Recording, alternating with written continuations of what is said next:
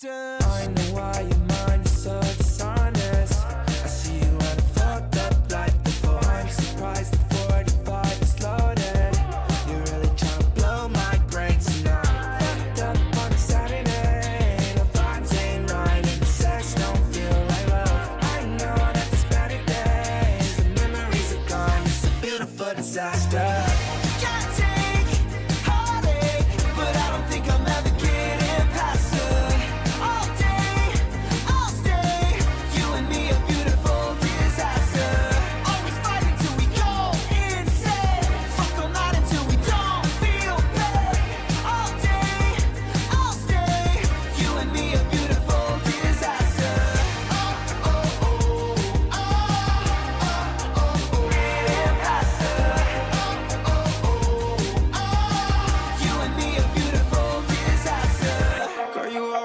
Pretty with no makeup. Let me take you to the city before we break up. One more night, girl, we won't fight.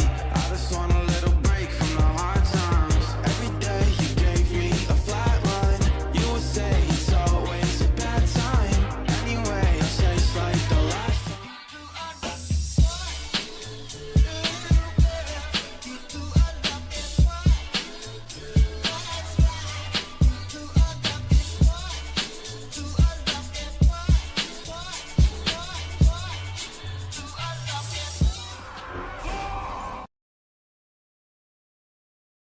Yo, the season 2 changes, by the way, boys. This is what I really want to take a look at today. But man, do they look good, dude. How y'all doing? Welcome back. Hope everybody's having a good one. How you boys all doing tonight? Are you not working? Hold on a second. I think one of my lights either is dead, that or I didn't click the right button. Give me a second here. Hold on. Moment of truth. Moment of truth. And there it is. And now it's working. It is working. Apparently it's working. But yo, how you boys all doing? Oh man, dude, walking around, everything is just popping at all times. How you boys doing? Oh my god. Hi, I'm out of breath. I had to run around, do stuff real quickly right before the stream. How you guys are up right now? I can't even talk, man. Dude, I haven't streamed for like 2 days and I forgot how to stream. Last few days have been, to be fair, kind of stressful for me. I'm not gonna lie, dude. I am not gonna lie, man. It's been wild on my end. Honestly, it's been pretty weird on my end. I'm not gonna, just if I'm being real with you, dude, way too many things been happening to me IRL to keep up with things. It's just wild. But we got good news. Season 2 possibly saved for 11.1. I want to open up our boxes. I want to hop up PTR. I want to see all these new things really quickly. But yeah. But yeah, keep your head up. Yo, by the way, Shane, hope you're having a good one, my guy. Of course, my man. Of course, dude. What I'm doing right now is had a bunch of medical stuff going on, paying all the medical bills. God damn, everything is expensive in the United States of America. That's one thing. If anything happens over the next however many years, I'm hoping that we figure that shit out, dude. You know what I mean? That's just expensive, dude. Living is expensive. Being alive, why is it so costly, man? But yeah, it's good that at least I went doing all the checkups and all the regular things and all that. I find out that I'm actually kind of healthy, even though I don't really treat myself super healthy. I got my eyes checked, I got my dental check, I got my health checked. I'm surprisingly robust, dude. I don't feel 100%, but like all the signs point to I'm actually a healthy dude. I'm actually surprisingly healthy, even though I definitely need to be taking care of myself a little better. You know what I mean? You know what I mean? Everybody's like that, dude. Anyway, we got new stuff today. Let me get the music in, dude. I actually kind of like this song too. Let me rewind it real quickly. Let me also drum whatever. It's got that like scene music like type to it. Like 2008 kinda, but not quite. It's more modern. But you know what I mean? It's got like scene, like almost like emo, screamo kind of garbage that I used to listen to when I was growing up. Yeah, basically that. It's not bad, honestly. Now I want to thank you for making a video for me again. Hey, dude. Hey, you got another one coming up, dude. You got another one, dude. You and what you did to WAP? I mean, it blew my mind. It blew his mind too, dude. He decided set sights on you, make a nemesis out of you, which I kind of love. Hopefully you don't take it like personally. WAP is just he's eccentric like that. Is the way I'd describe it. But yeah, as long as you never take it personal, keep giving it another Shadow Priest. Dude, I love me some Shadow Priest. That's an aspect we don't see a lot. So if you want to bring that, bring whatever you like at the end of the day. But if you do bring a Shadow Priest, I'm excited. At the end of the day, you should play what you like. I don't want to make you play one way, one thing or another. Play whatever you enjoy, man. As long as you're popping into the duels and you're having fun, that's all I care about. Challenge Sparrow being low-key. Dude, it is so good. Oh my god, my chat. Okay. Do we do the PTR stuff immediately, take a look at the new stuff, or open up my vaults real quickly? It won't take long. I'm actually thinking to do my vaults real quick. But yeah, I want to take a close look at all these new things, and I got a video coming up on the tomorrow too, most likely. But yeah, and plus should be really, really good next season of vaults. Real quick. Before vaults, no, we do vaults. I mean, I was thinking I logged up in a different spot, but it's okay. As for vaults, I don't think I have a lot this week. What did I even play this week? Was it my warrior? I think last week I played my warrior for the beam mount stuff, you know, the turbulent time waste things or whatever. Oh no, it was Demon Hunter. It was Demon Hunter. So I guess he has like something to open, mostly just gold. Gold at this point. Vaults PTR Lunar Festival. Dude, I forgot about Lunar Festival. Wait a second. Oh, dude, I'm missing out. I forgot about Lunar Festival. Am I dumb? Don't answer that. The answer is rhetorical. But I forgot about Lunar Festival. Wait, now you got me excited. I haven't seen what the vendor has. I was just on... I was taking out Zerth Mortis, dude. Don't ask me what I was doing in Shadowlands. Eurotrack? The egg? I think we go... Do we egg boy this? Because I have a candle. Oh, man. Do I belt it? I probably just belt it, right? But the egg, no. Yeah, I belt. We belted. I didn't remember even doing heroic in this guy. I don't remember when that happened. I think we did it with a guild or something. But there it is, man. One little uppie. I definitely gotta do better with warrior. Warrior in the 11.1 looks really fun, though. Gonna play some games? Let's go, dude. Let's go. And I think the age got something. And then my mage or my rogue. It's quick. I've been spending more time on PTR. Probably have more vaults on PTR than I do on live right now. But yeah. If they added like PvP vaults, my rogue would have been like slamming with a bunch of stuff to open, because I've been doing a lot of solo BGs, solo blitz. It's been really fun. Gonna get a lot of traveling to get mount. Gonna require a lot of traveling to get the mount. True. None of these are good. Okay. I guess we take gold at this point, right? Because even Valor Stones don't transfer over into the next season. So I guess we'll just do this. What is it, 2,000 gold? Not a lot, but like, that's maybe like one item that I can craft. Oh no, I should start working on professions on my alts, man. That's what I should start doing. Alrighty, mage and rogue. Maybe my Boomkit has something, but I don't think so. Highly doubt it. Now, when it comes to prop where you need to try the 2025 crit build that is new to your update. It's crazy on procs. Yeah, I mean, yeah, it basically is 100% crit chance, basically, towards your shield slam, even without that 20%. I guess that you have a cap, right? You want to cap crit so you can get those resets. That is going to be really, really good. Don't get me wrong. Yucky. I think I still take this Aberrant Spellforge, though. I already have a mythic version of that, actually, so maybe not. Maybe I take Merit? Yeah, maybe I'll take Algari things of Merit and just go get Valor Stones. So I guess I can, like, up on my gear at least. I'm pretty sure I'm already capped on Valor. Not capped, but, like... Not capped. There we go.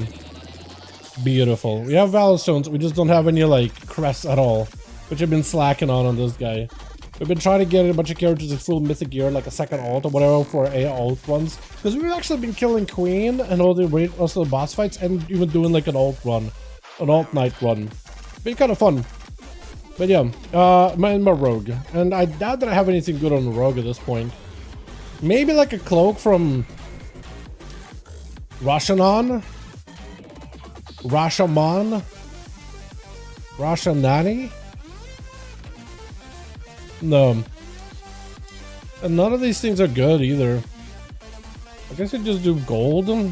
I don't even know, man. Is a kid with socket anything? Level in Major Classic, gold farming? Get it. Get it, my guy. Definitely get it. Yeah, I was actually thinking maybe start playing... Thinking about start playing Classic. No one said I'm actually going to end up playing Classic. I keep saying it all the time. Like, it's like, I'm thinking about playing Classic. But then I'm like, oh, that's a lot of time commitment. I don't know about that. You know what I mean? Another question. I do have another question because I'm... Ooh. Maybe I should do it in my free time. Yeah, I'll do that in my free time. Okay. Oh, you know what? One thing.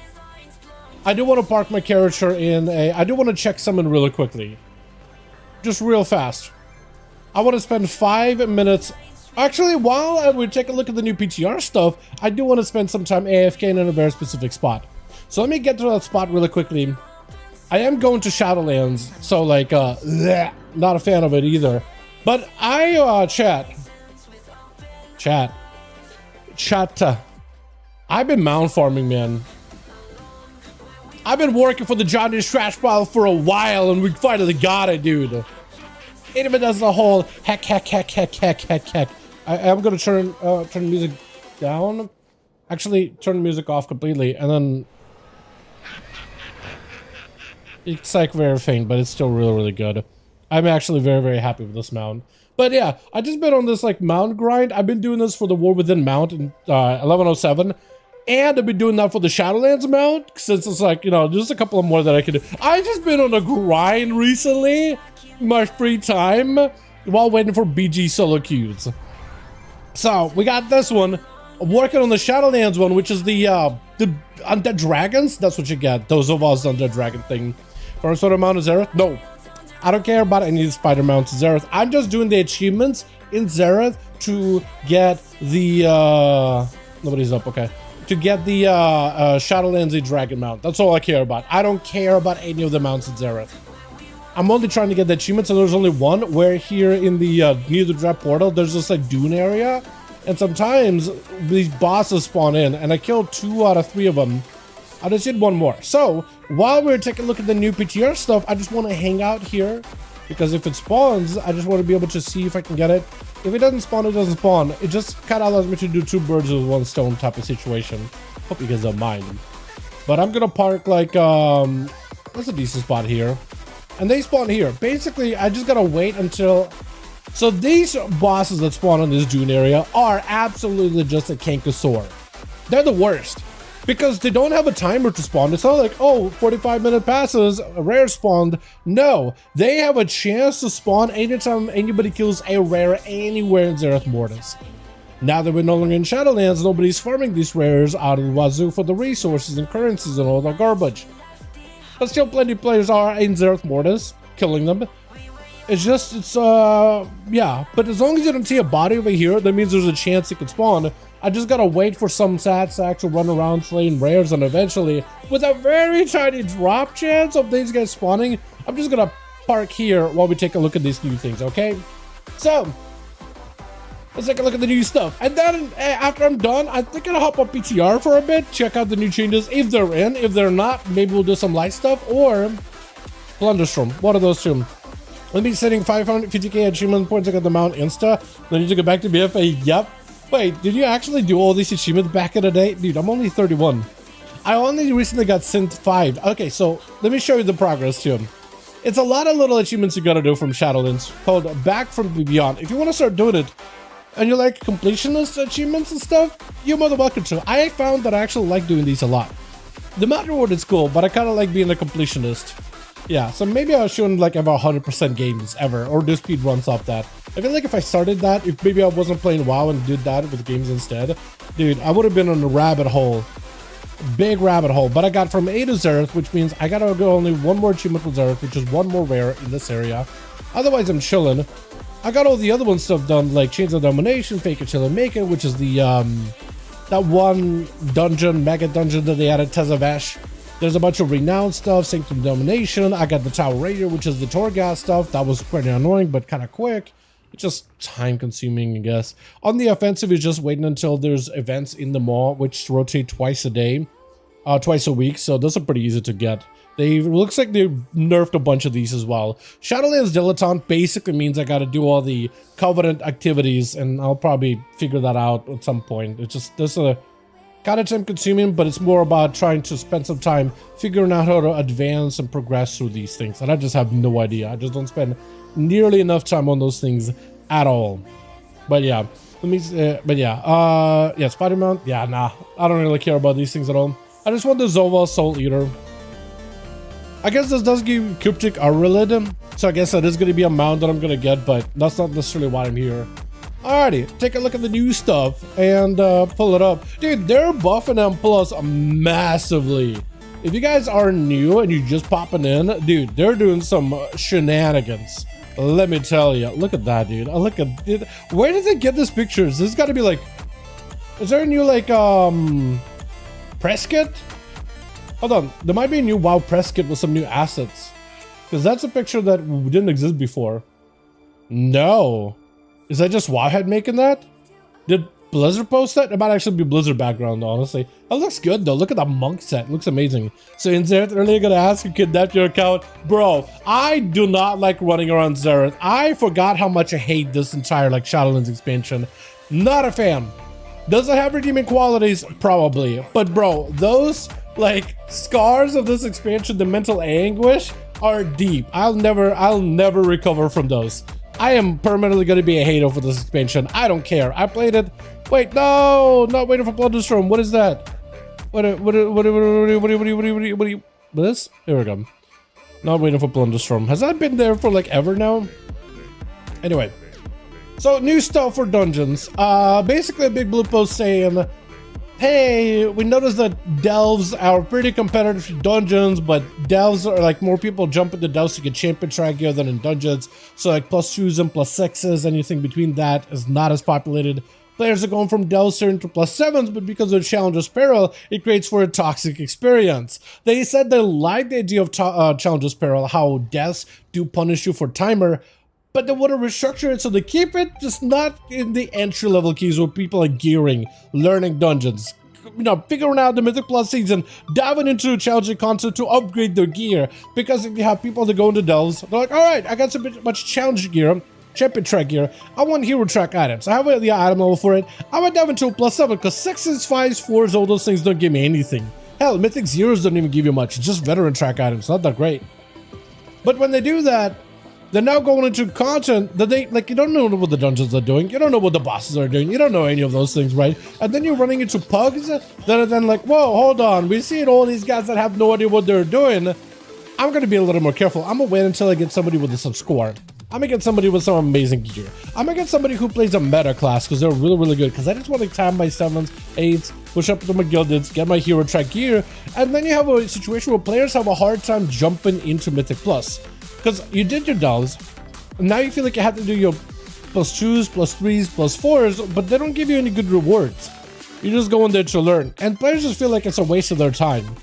So then you kind of feel like you need to do +7s, and now people are blocking you for doing +7s because everybody's getting a bit more toxic, but also nobody wants to be playing around with somebody who doesn't know what they're doing in keys, so it just makes a bad bugging experience, right, boys?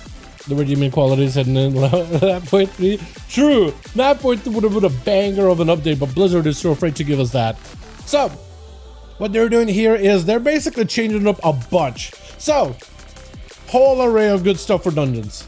Actually, I guess we could just go from Wowhead, right? Actually, no, they're kind of all over the place. Okay, so first things first, Mythic Zero dungeons are not going toward the champion track gear. So if you want to gear up with champion track dungeons, more players are going to want to dive into dungeons because every boss has a chance to drop champion track items. They're just as lucrative as delves. You can like do all your dungeons for the week and then do your delves to get the rest of the champion track gear. But players are now more naturally funneled into dungeons to experience them. This is going to be the new seasonal dungeons in Mythic Zero. Also, all the new ones that are non-expansion specific are also going to be able to be done in Mythic Zero as well. So like Mechagon you'll be able to do as Mythic Zero, Theater of Pain you'll be able to do as Mythic Zero, all those dungeons, and then champion tracks, so they're very, very good items. Very good items. Easy gear. Guaranteed per boss. Like, every boss is going to drop something for somebody. It's really good. But it more is a natural way to funnel people into dungeons in general. You know what I mean? Finished farming everything most with all the pets mounts. It was real time consuming. Dude, I tried doing a bit of that farming for pets and mounts. I got the 5 for the achievement. I don't want to do more of it. I have no idea how people farmed that for mounts and pets. I guess like if you're playing in that expansion in Shadowlands, like what else do you do, right?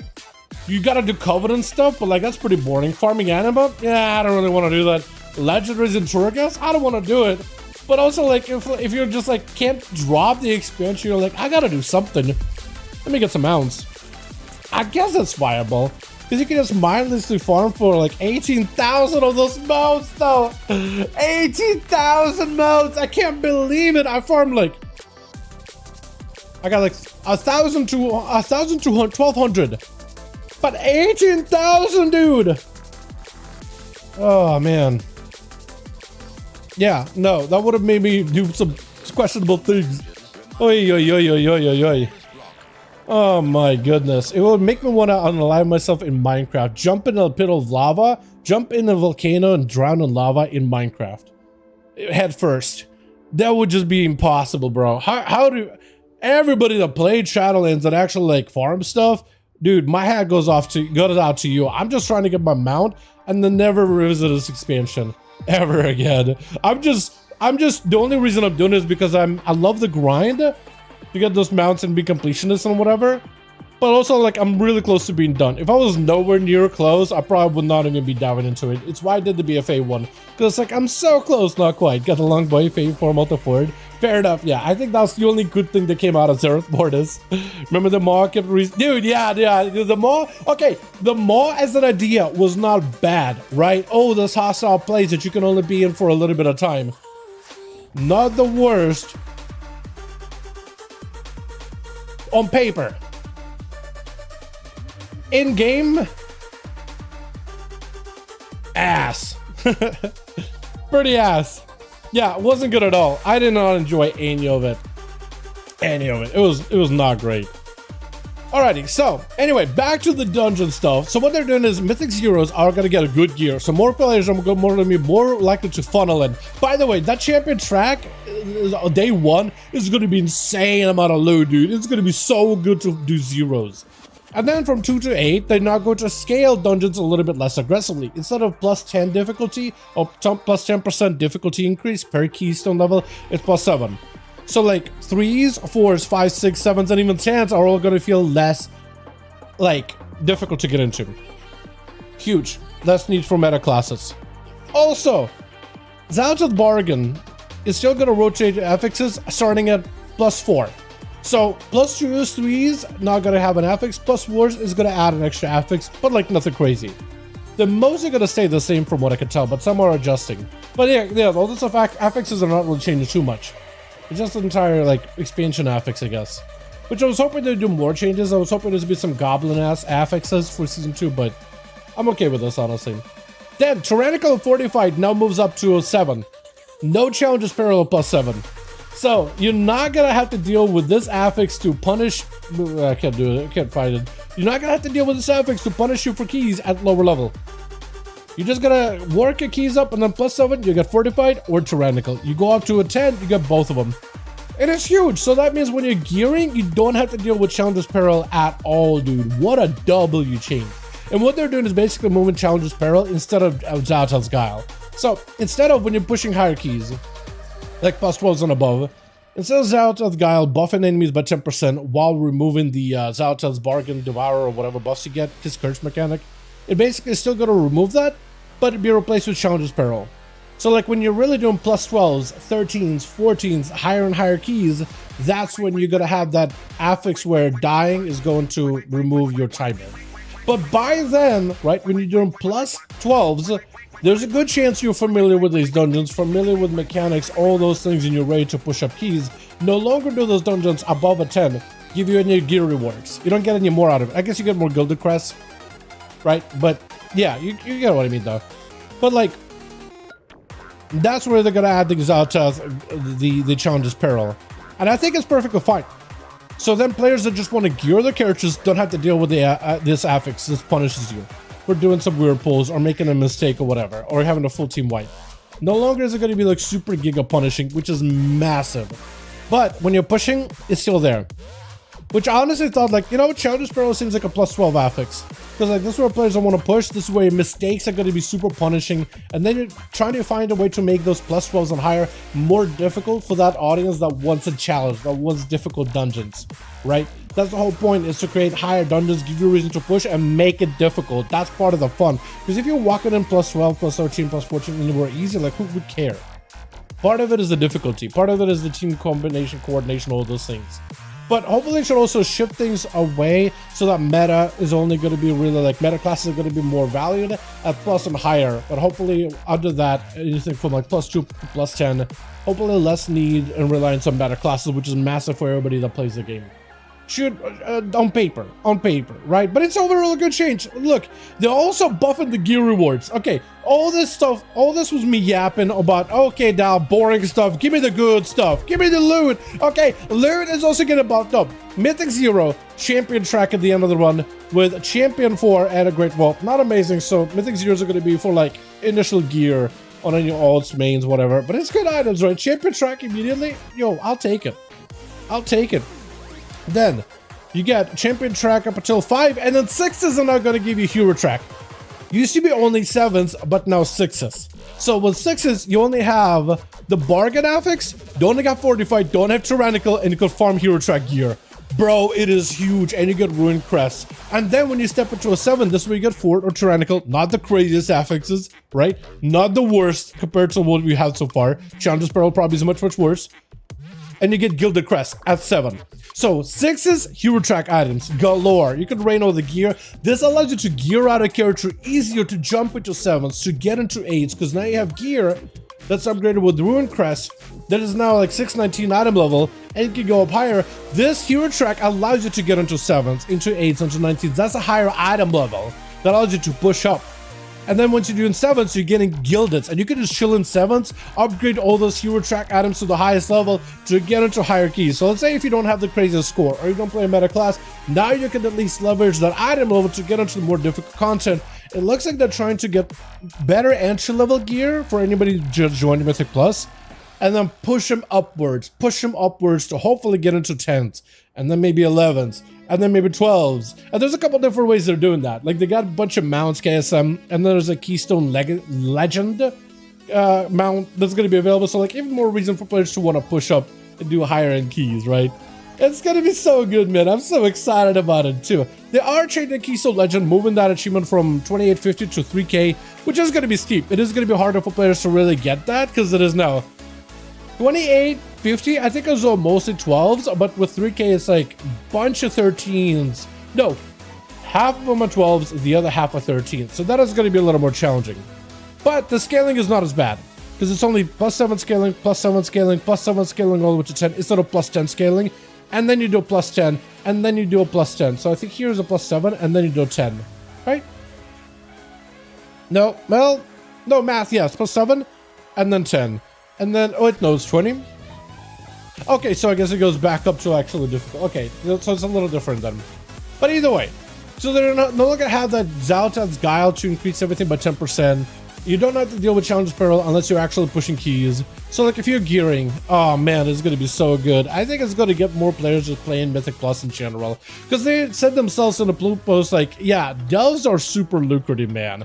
They're aware that delves are incredibly lucrative. They haven't given any numbers, but I'm assuming that when they said delves are incredibly lucrative, they probably saw a huge uptick of players just screwing over Mythic Plus, not diving into plus 2s, 3s, 4s, 5s, 6s, just going delves.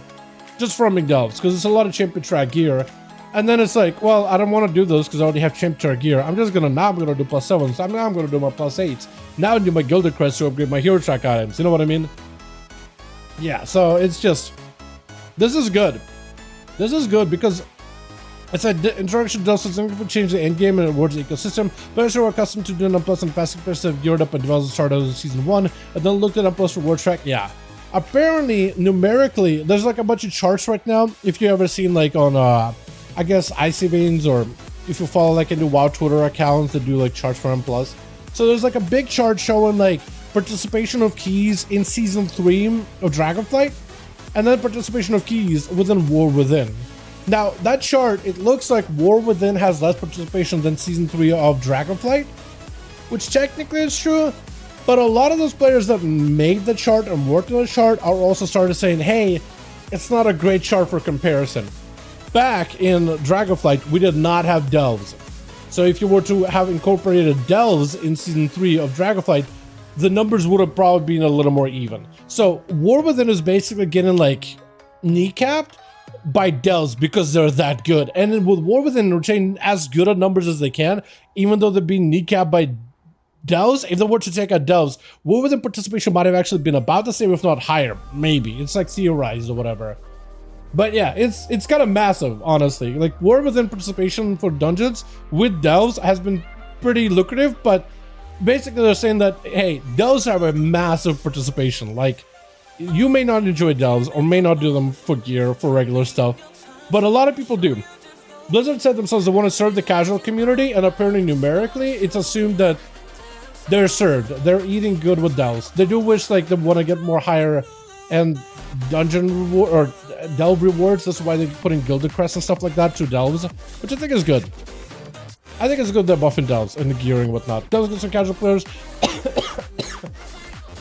Sorry for the cough. Delves get some casual players. Playstyle the wooded rather than being forced to do Mythic Plus. Exactly, I think it's good. I love delves, got a full hero track gear from it. They are good. Like, this is how I gear most of my alts, through delves.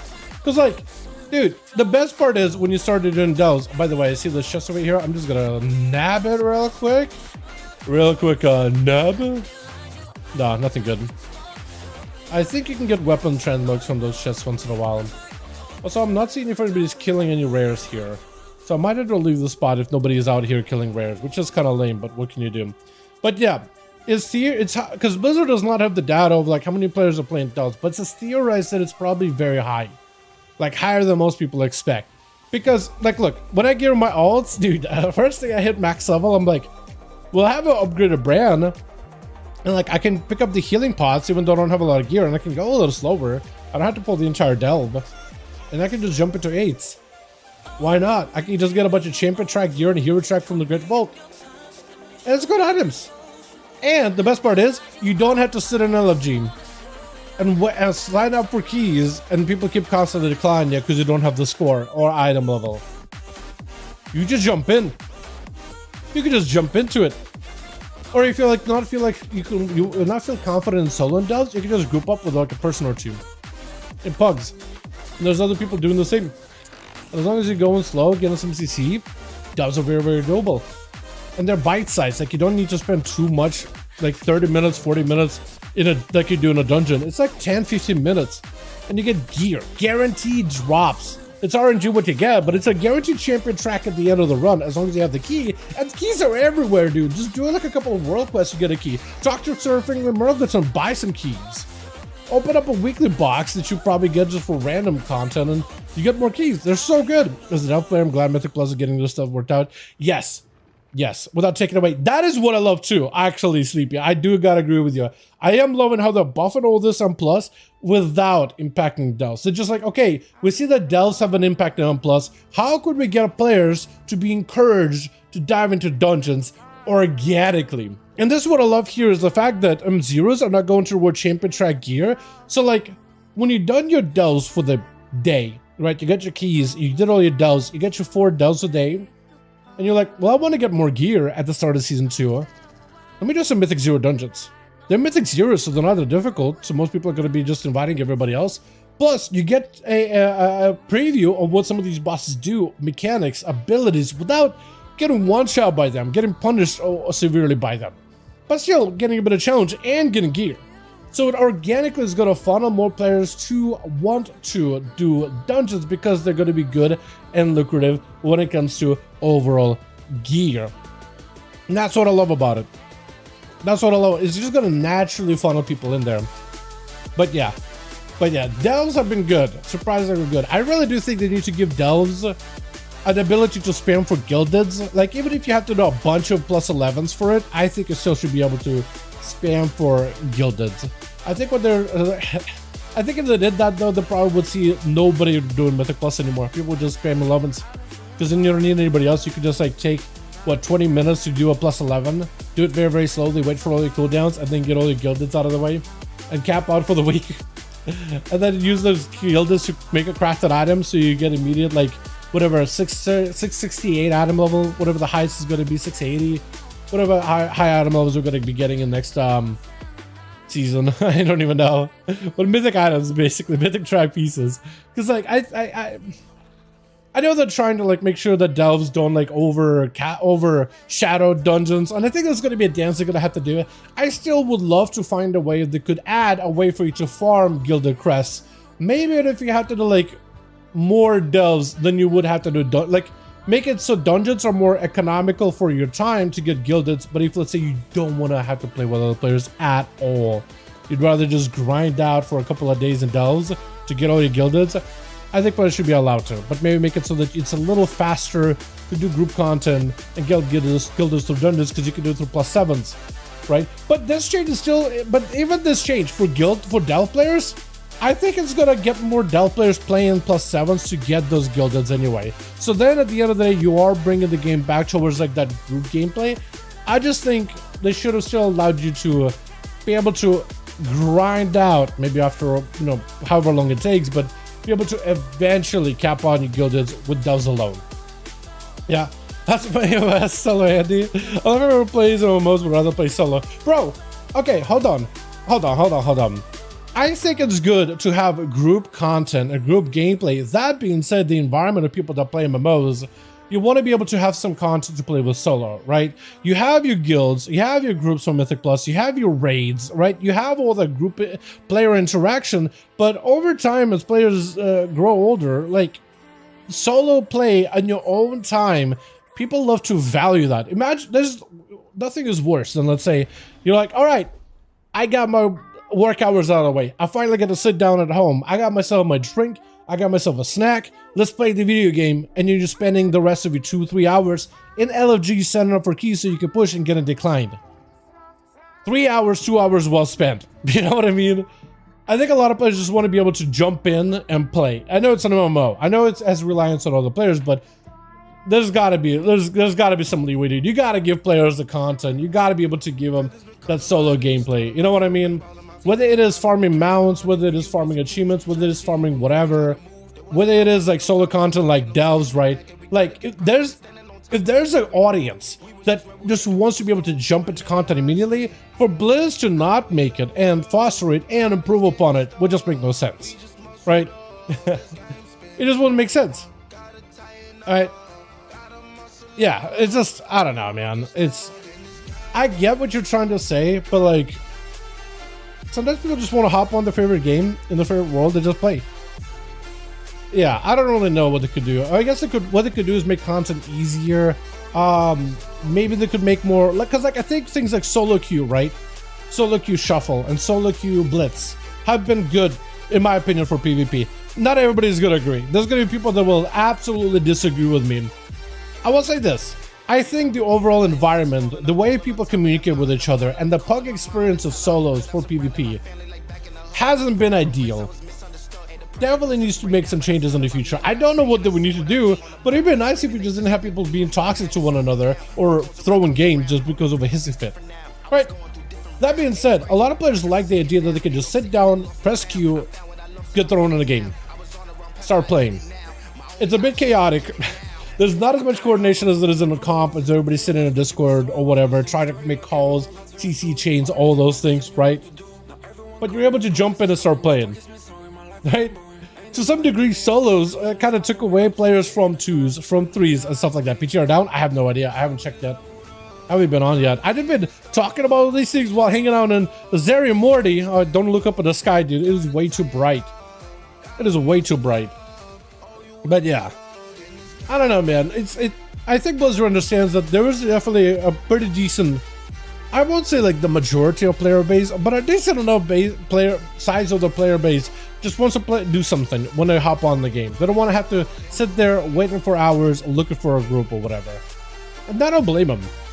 I don't blame them at all. I think maybe they need to find ways to like adjust the way the players can communicate with one another. Like if let's say they made like solo queue Mythic Plus dungeons. You would need to balance, like imagine, right? Imagine, you don't have to wait. You just like, okay, I have a certain rating, certain item level, and it will create a group with players around the same rating and throw you in a dungeon that you're looking for, right? Imagine, right? Imagine that we need to make a lot of adjustments to make the content a little bit easier so you won't require meta classes completely. I can't play that song. I don't know why it's playing. Although I love this artist, I literally cannot play the music. I would have loved to be able to one day. But let's go to a God, what am I even gonna go to, honestly? Mixes? I guess I could do mixes. They're okay, right?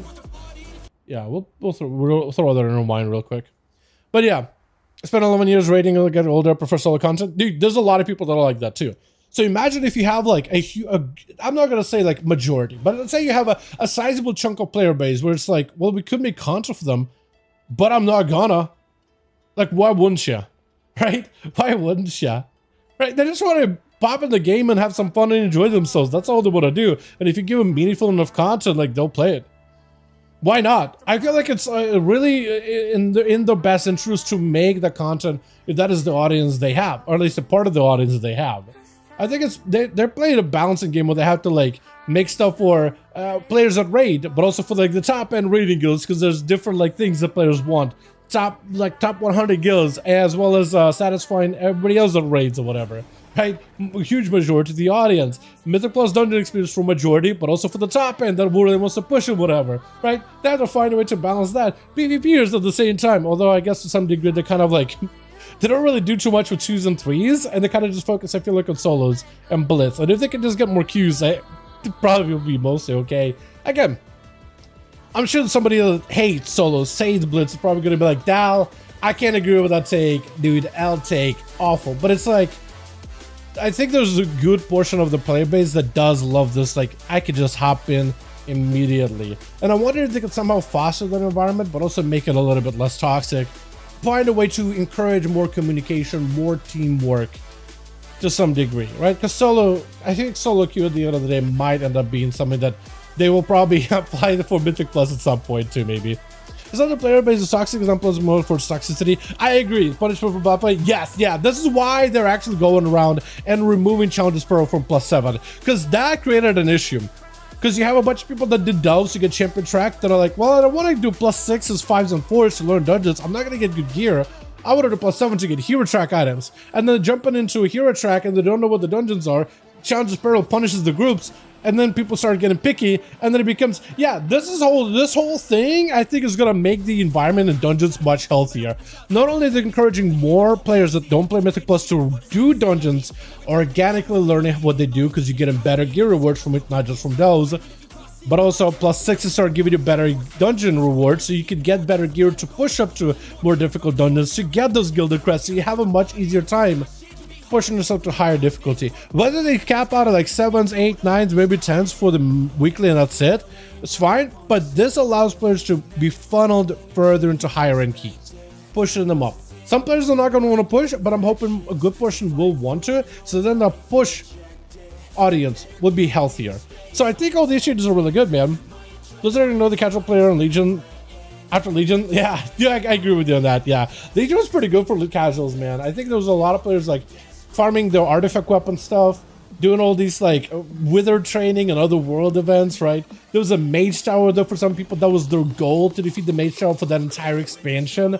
Open world stuff, so many rares. Like Legion was a banger, dude. I felt like Legion was a banger because there was stuff to do for endgame, Mythic Plus, PvP, raids, but then there was so much stuff to do outside of the endgame too. And that's why it's just like, it's peak in my mind. It is peak expansion. Not necessarily for like, legendaries weren't peak.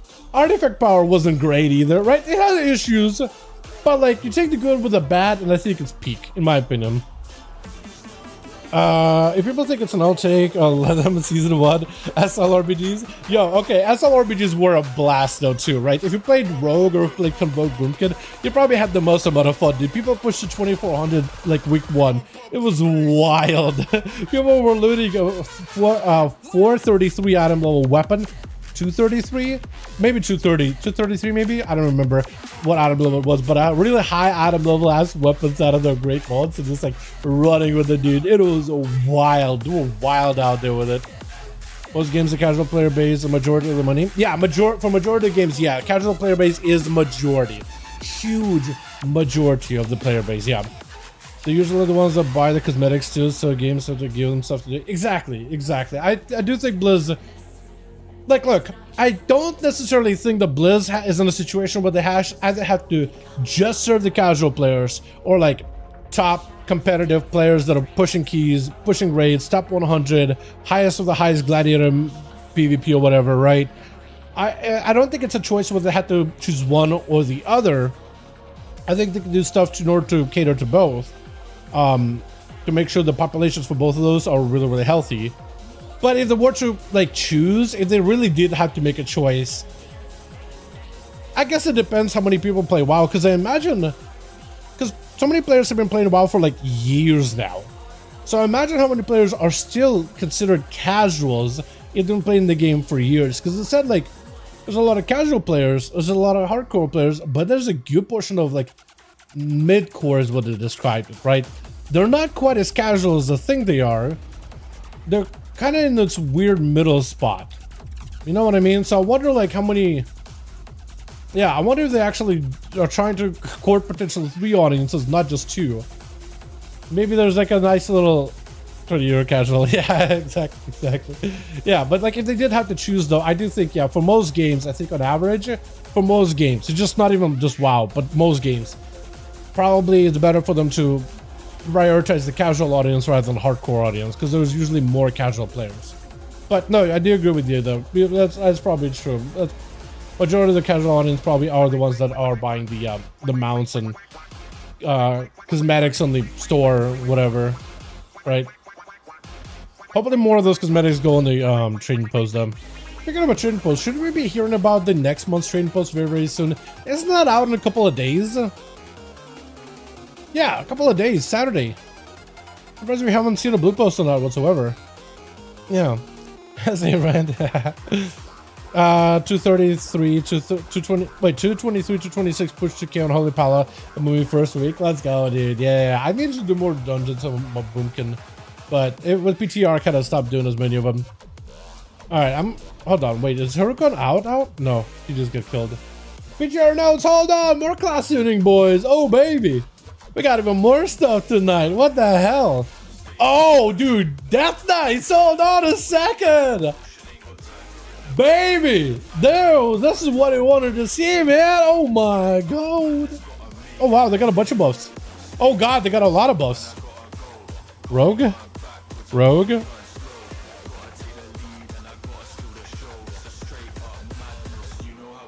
Whoa. All right, there's actually quite a few changes. Hold on a second, boys. We got some updates. I don't know, is PTR up right now?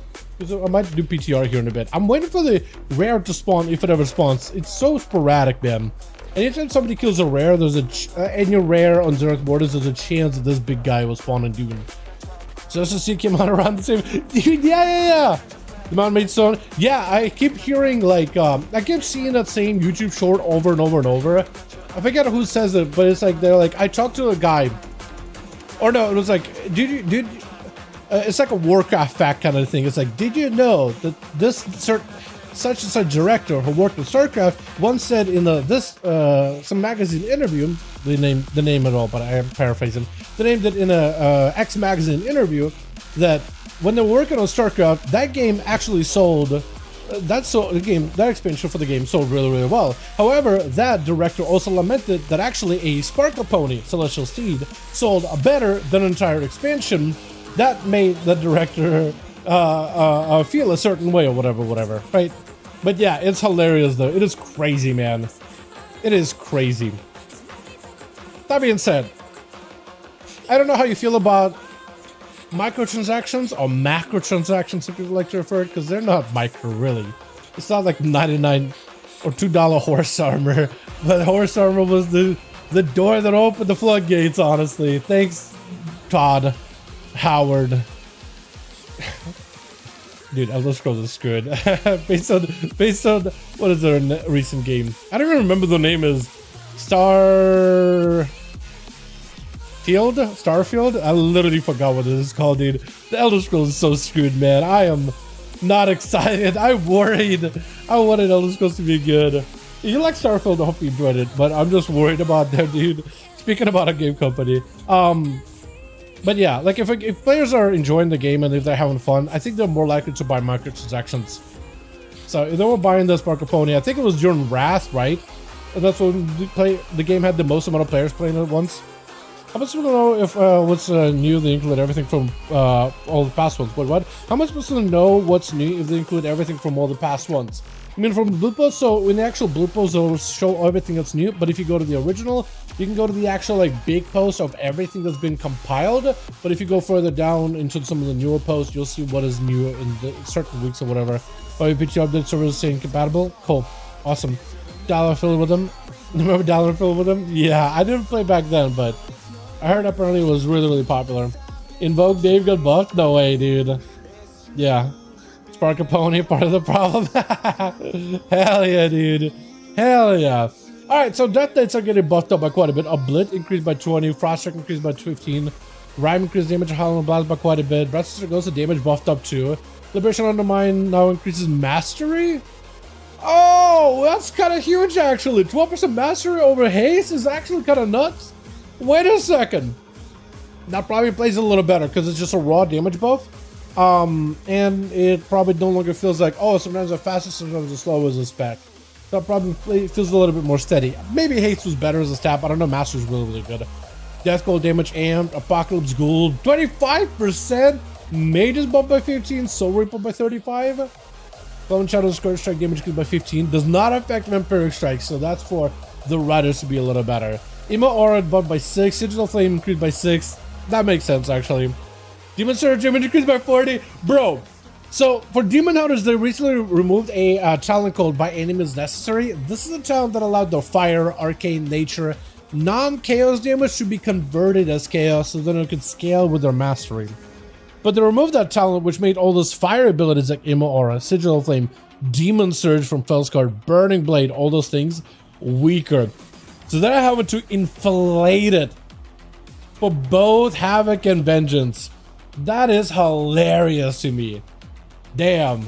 40% to Demon Surge. I mean, 6% here and there is nice. It's a nice little buff. But 40%? Burning Blade deals 50% damage? Flamebound increasing Emo Aura damage by 30 was 25? They're just inflating it now. Havoc Mastery, Demon Presence effect. Demonic Presence for Havoc increased by 25%. I guess they want them to still continue stacking Mastery, right? Or, yeah, I guess they want them to continue investing into Mastery. Soul Scar damage reduced by 70% of your Throw Glaive was 100. No, okay, I guess that makes sense because Throw Glaive was going to be the play. A fire inside now causes Immolation Aura to deal chaos damage instead of fire damage. Oh, wait, they're fixing it? Fire inside now causes Immolation Aura? That's huge. Oh, that makes Immo Aura usable. Second Hedred, additional Aura stacks generate not persist until Demon Hunter has been uncovered for 60 seconds. That's good. So you can maintain this buff for a lot better in PvE content, like between dungeons, between pools, or whatever. Fixed an issue with challenge both of your throws and Screaming Brutality. It was intentionally causing trigger throw glaive first. Okay. Fixed an issue, blah, blah, blah. Yeah, apparently there was a bunch of bugs that would not allow it to deal good damage. Or full damage. Endurance Torment increased blade dance, scale strike damage while non-demon form by 15. Yeah, the buff ended up as well. No, also affects Rage Fire. Neat. Vengeance, Burning Blood. Bonus of fire damage reduced to 8%. I guess they did buff up the damage of these things, so that's what they were trying to counter. Fire demise bonus damage to target the firebrand reduced to. Okay, yeah, I guess they buffed up fire damage, but they reduced some of these things. Neat. So much to tell them, Flowing Spirits doesn't work with Raptor Glyph. No class nerd by 50% in PvP. Wait, what? What do you mean? All class nerds nerd by 50%. Oh, yeah, that was normal. Yeah, I mean, that's something they did for 8 previous seasons. And like, if you weren't gonna nerf them, there was gonna be some... I did a video recently about class burst and PvP, and like some of the stuff classes could do is kind of wild.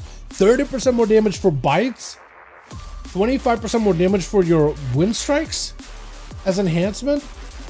What is it? 300% more damage on a explosive shot that instantly procs as you aim shot somebody. That was some wild things we're going to be able to do. 200% more damage on a void. What's it called? Void bolt. Even though you're not running void form, you can run the other one, Archon or Dark Archangel, I think it is. which benefits from it. And if it crits, it's giga dam. And 50% damage while PI is active, that would have been huge. Like 8% or 7.5% is still decent enough. It's still going to be a solid gain. But no, this is normal. They normally do this. It's like, I think ever since Dragonflight, they just nerf all the tier sets by 50% for PvP because they're meant to be like super impactful. They might need to adjust some of them later down the line because not all of them are just a raw damage increase, but no, they were going to have to nerf a bunch of them. It was like expected. It was very much expected. Yeah, you know, I didn't think it want to be one shot by people. Alright, continuing on though, we got what was that? Demon Hunter, Boomkin, Power Gulch increased by 100%, Neat, Starship damage increased by 5%, Touch Equipment for Wrath. Nice, okay, so they're trying to make Touch a little better. All better damage increased by 8. I like how Pharaohs are just like, there's a problem with this class. 8% damage buff, good enough. I love it. Consume Flame is now increased by Scorching Embers. What's Scorching Embers? Hold on a second. I need to know what Scorching Embers is. Can I put up talents here? Ahead. Scorching Embers. Scorching. Was it not getting buffed up by it? Wait, it was not getting buffed up by 40%? It's now increased by Scorching Embers. Apparently, oh, consume flame damage. So it was buffing and gold, but it wasn't buffing consume flame. Oh, that's a big damage increase, actually. Draconic Instincts, chance to trigger from smaller damage has been significantly increased. What is Draconic Instincts? Draconic Instincts. Oh, this thing. Your wounds have a small chance to cauterize, healing for 30% damage taken occurs more often. Oh, wait, that actually could be a really good talent. Hold on. Just trigger from small damage events has been slightly increased. That could be good. But if Pearls get above when they were best barely PvP, hold on a second. They haven't done PvP tuning or anything, so I could see them throwing things down. That being said, didn't Palace get a... No, Palace did get a kind of sort of a buff. Not really. Nothing crazy. Yeah, it is surprising though. 8% damage buff. For PvE, they're probably... Did they need it? They're just not popular. I don't think they're even bad. I'm pretty sure they're just not even really popular. Hunter, Beastmaster, Bestial Rat damage bonus increased to 30%. Kill command damage increased to 10%. Wasn't the PM already insane for M+? The Bestial Undermine has been updated, putting mutagen attacks now reduce the cooldown of Bestial Wrath. Okay, so they're buffing Bestial Wrath, reducing the cooldown of it. Putting mutagen in the last 8 seconds was 10 seconds. Okay, so it's a bit of a take away from tier set above the BM Hunter. Got it. Marksman, aim shot, damage increased by 5%. Spotted mark damage bonus increased by 20. Windrunner's precise quarter shots reduction to 90 was 80. Nice. Okay, pretty good. Mage, Frostfire, excess fire now stack up to 2 times. Good. Thank goodness. There's a lot of little, like, it's a little minutia things with mages, but I kind of like that change. Basically, it's good. You can bank, you don't have to instantly use a proc, you can kind of like bank it now. It changes the rotation a little bit. Not gonna spoil PvP tunings, but it ain't good. Okay, hold on. I take a look at the tier set getting cut by 50%, but that's not unusual. Cooldown of excess frost has been reduced to 3 seconds with 5 seconds. Oh, okay, that kind of hurts. That kind of sucks, but it's okay. Arcane Barrage damage increased by 10%. That's nice. I like that because there's a bunch of Arcane Barrage talents for Arcane recently. Excess fire, flames cooldown reduction to 5 seconds was 10. Huh. Frost infusion damage reduced by 10. Excess Frost Nova decreased. Okay, so Frostfire, they're really trying to get ahead of it. I was pretty sure most mages on PTR were Sun Fury now, the Phoenix one, but I guess not. Frost, Winter Tide damage bonus reduced to 2. Frost infusion damage reduced. Yeah, okay, it's all pretty standard. I think it's with cooldown reduction stuff, isn't it? Or no, I think it's probably because of Excess Fire, because Excess Fire procs Excess Frost, so you can get them more reliably. Got it. Brewmaster, invoke dissolves over 40% stagger damage. I like that. Yeah, invoke dissolve damage increases by 22. You're right, Dave did get buffed up. Sun Fury gives you 26, 36 CD on combustion. The Frostfire nerfs is somewhat weird. That's what I was thinking for a second. I was like, wait, did I make that up in my head? I was pretty sure most mages are playing Sun Fury on PTR when it comes to like doing giga damage in dungeons. Because apparently fire is really good even after these resource changes. if you play Sun Fury, apparently people are like, it doesn't feel any different. You just flame strike the world and just absolutely go bananas. Yeah. I'm kind of surprised, but I think it's because of the whole, now that you can bank up Excess Fire, because Excess Fire now procs Frost. Like, it blows one another. So you Meteor, Excess Fire, proc, and now you can also bank it up with those, I think what you're going to see is just more banks and more uses of fire becoming Excess Fire, becoming Excess Frost, and then more overall usage of both of these buffs in general, because now you can just use your empowered Frostfire infusion a little bit more differently in your rotation to hopefully bank it up and then basically maximize your buffs and stuff. That's probably what it's all about. But yeah, I had the same reaction too.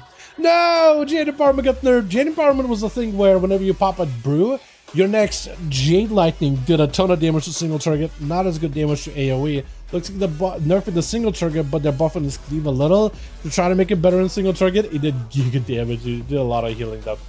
Tier set insurance healing increased by 15%. Nice, because you can actually get insurance with renewals now. Fix an issue where liberation undermining forces sometimes to increase the healing of insurance, but more than intended. Mending proliferation of preferred players. Okay, so there's some tuning and bugs fixes now.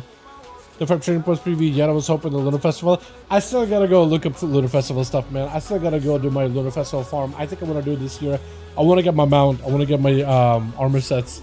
I got way too much stuff to farm this week, man. It feels like a targeted nerf, something that's not majority will play. Who knows, maybe they're trying to get ahead of it, right? Maybe they've seen somebody doing some shenanigans over on PTR.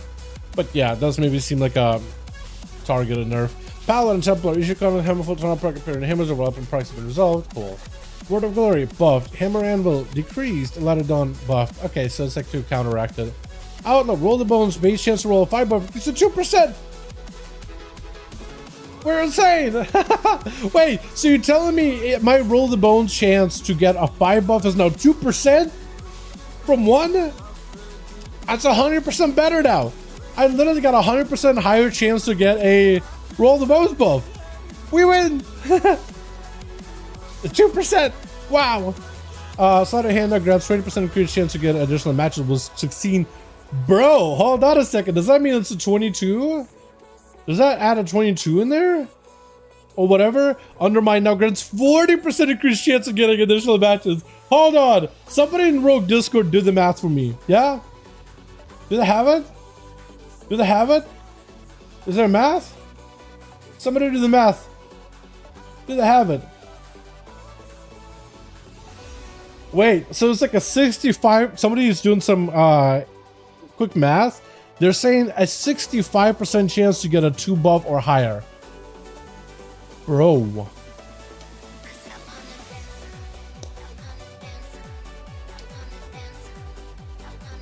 Or not? It depends on like what the base is though.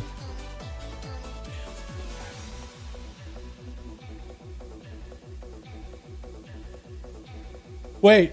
They're saying apparently you will have a 17% chance on rolling a fire buff. So you might just start rolling the bones to gamble every single global. Every time it's up, you might just be gambling just for that 5 buff. Oh, dude, we might be fiending for the 5 buffs though. I think we'll go back to ambush if that's the case. Where's the winning with the buffs? Are they actually? Oh wait, yeah, there's a bunch of them here.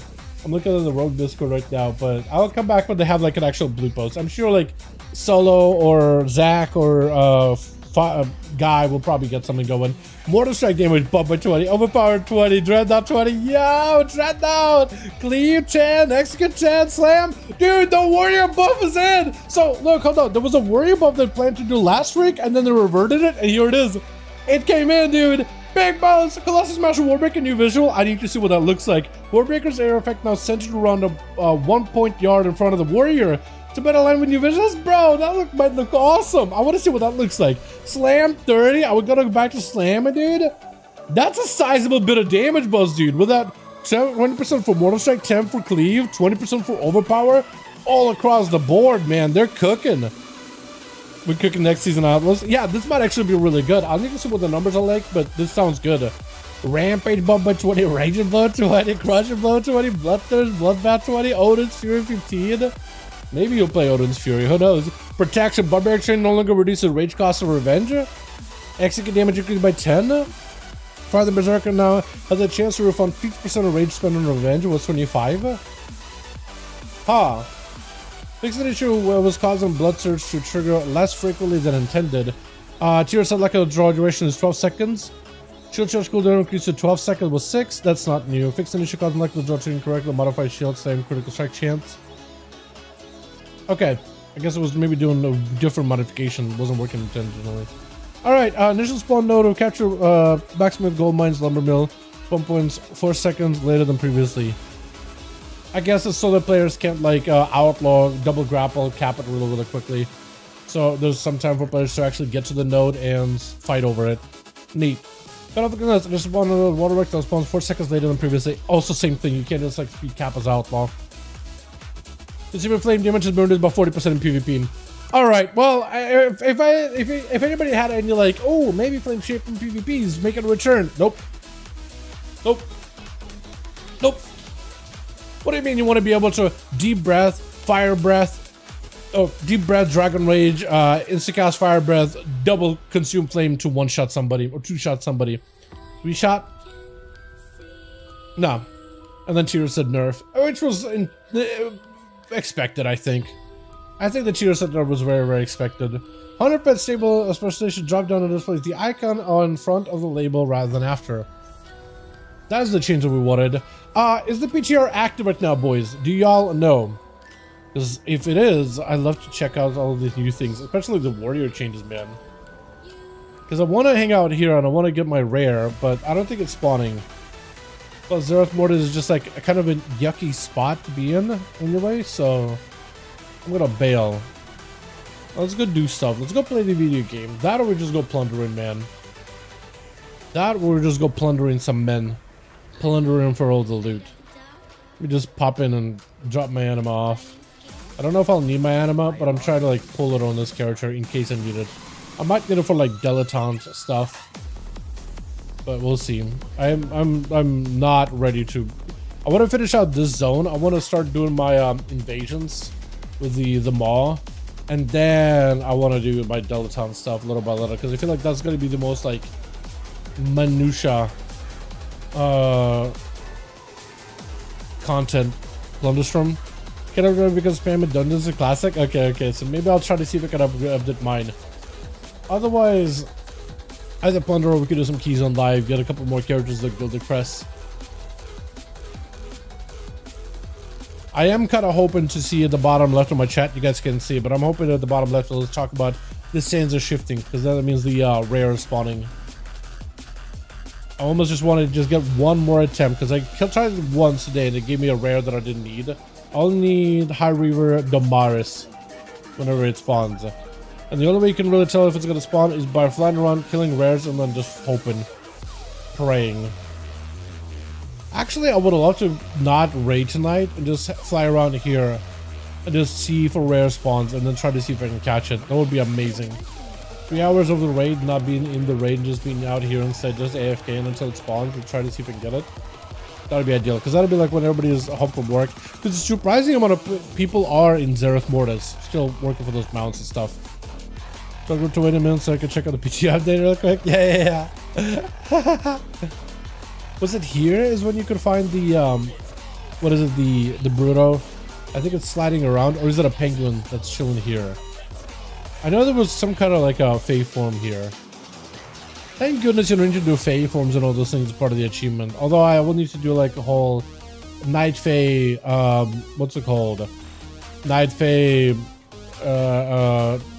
what are they called? Gardens. What I probably will do, honestly, is I'll probably do my DK to do the Necrolord thing, Druid to do Gardens, Mage to do the Kyrian stuff, and then do the Ventier stuff from Rogue, just because I already had those Covenants kind of advanced on those characters, so I could probably kind of do them all like on 3 characters once a week, because I'm pretty sure their activities are weekly or something.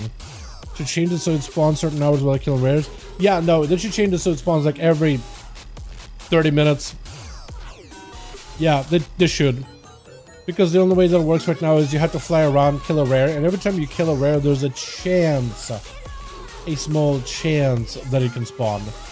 But back at Shadowlands where everybody's flying around killing stuff regularly, it was spawning pretty often, but now that not as many players are here outside of like peak hours, there's just not as many stuff. I mean, stuff is getting killed, but it's just like not as like actively. Like sometimes you'll check at different corners and rare is still up. Like people used to summon that jellyfish constantly, right? It was part of the mob's rotation, but now it's like this sits on the water. People summon it once in a while, but not everybody got the whole like thing for it or whatever. To do the tillage farm 11.1 mob classic, dude, for real, they're definitely gonna add. I can see them add something like that. You know what? They're probably gonna do Legion before that. They're probably gonna do some kind of like a Legion completionist achievement. I put some kind of like a fell dragon, fell bat, some kind of a badass looking mount. Look, this guy's on the ground. Everybody's chilling. Wait, hold on. Is he fishing for it? This guy's trying to fish for it. Hold on. This guy's trying to see if he can fish for it. Where are you? They're like down here, right? There you are. Yeah, I'm actually gonna wait here for a second. Maybe this guy will get the fishing done. He's just trying to see if he can fish it out. Maybe he'll be able to. I'll give it like maybe 5 while we check on the PTRs up. Data mine spell changes for PTR. Apparently they're also doing some dungeon changes too to make it a little easier. PTR's up. Okay. So what I'll do is maybe 5 minutes of waiting for this guy to fetch the jellyfish out because I haven't killed it this week. And I'll kill the jellyfish, and maybe if the jellyfish spawn, oh no, there's 2 people trying to fish it. Can I also fish it? Is it just like a random chance that somebody might be able to fish out the jellyfish? How does that even work with Huracan? Or do you need like a special oh, somebody got it. Perfect. I don't know which one of those got it, but somebody got it, dude. Somebody just fished him out. Hell yeah. Yeah. This guy's like, yo, get a tag.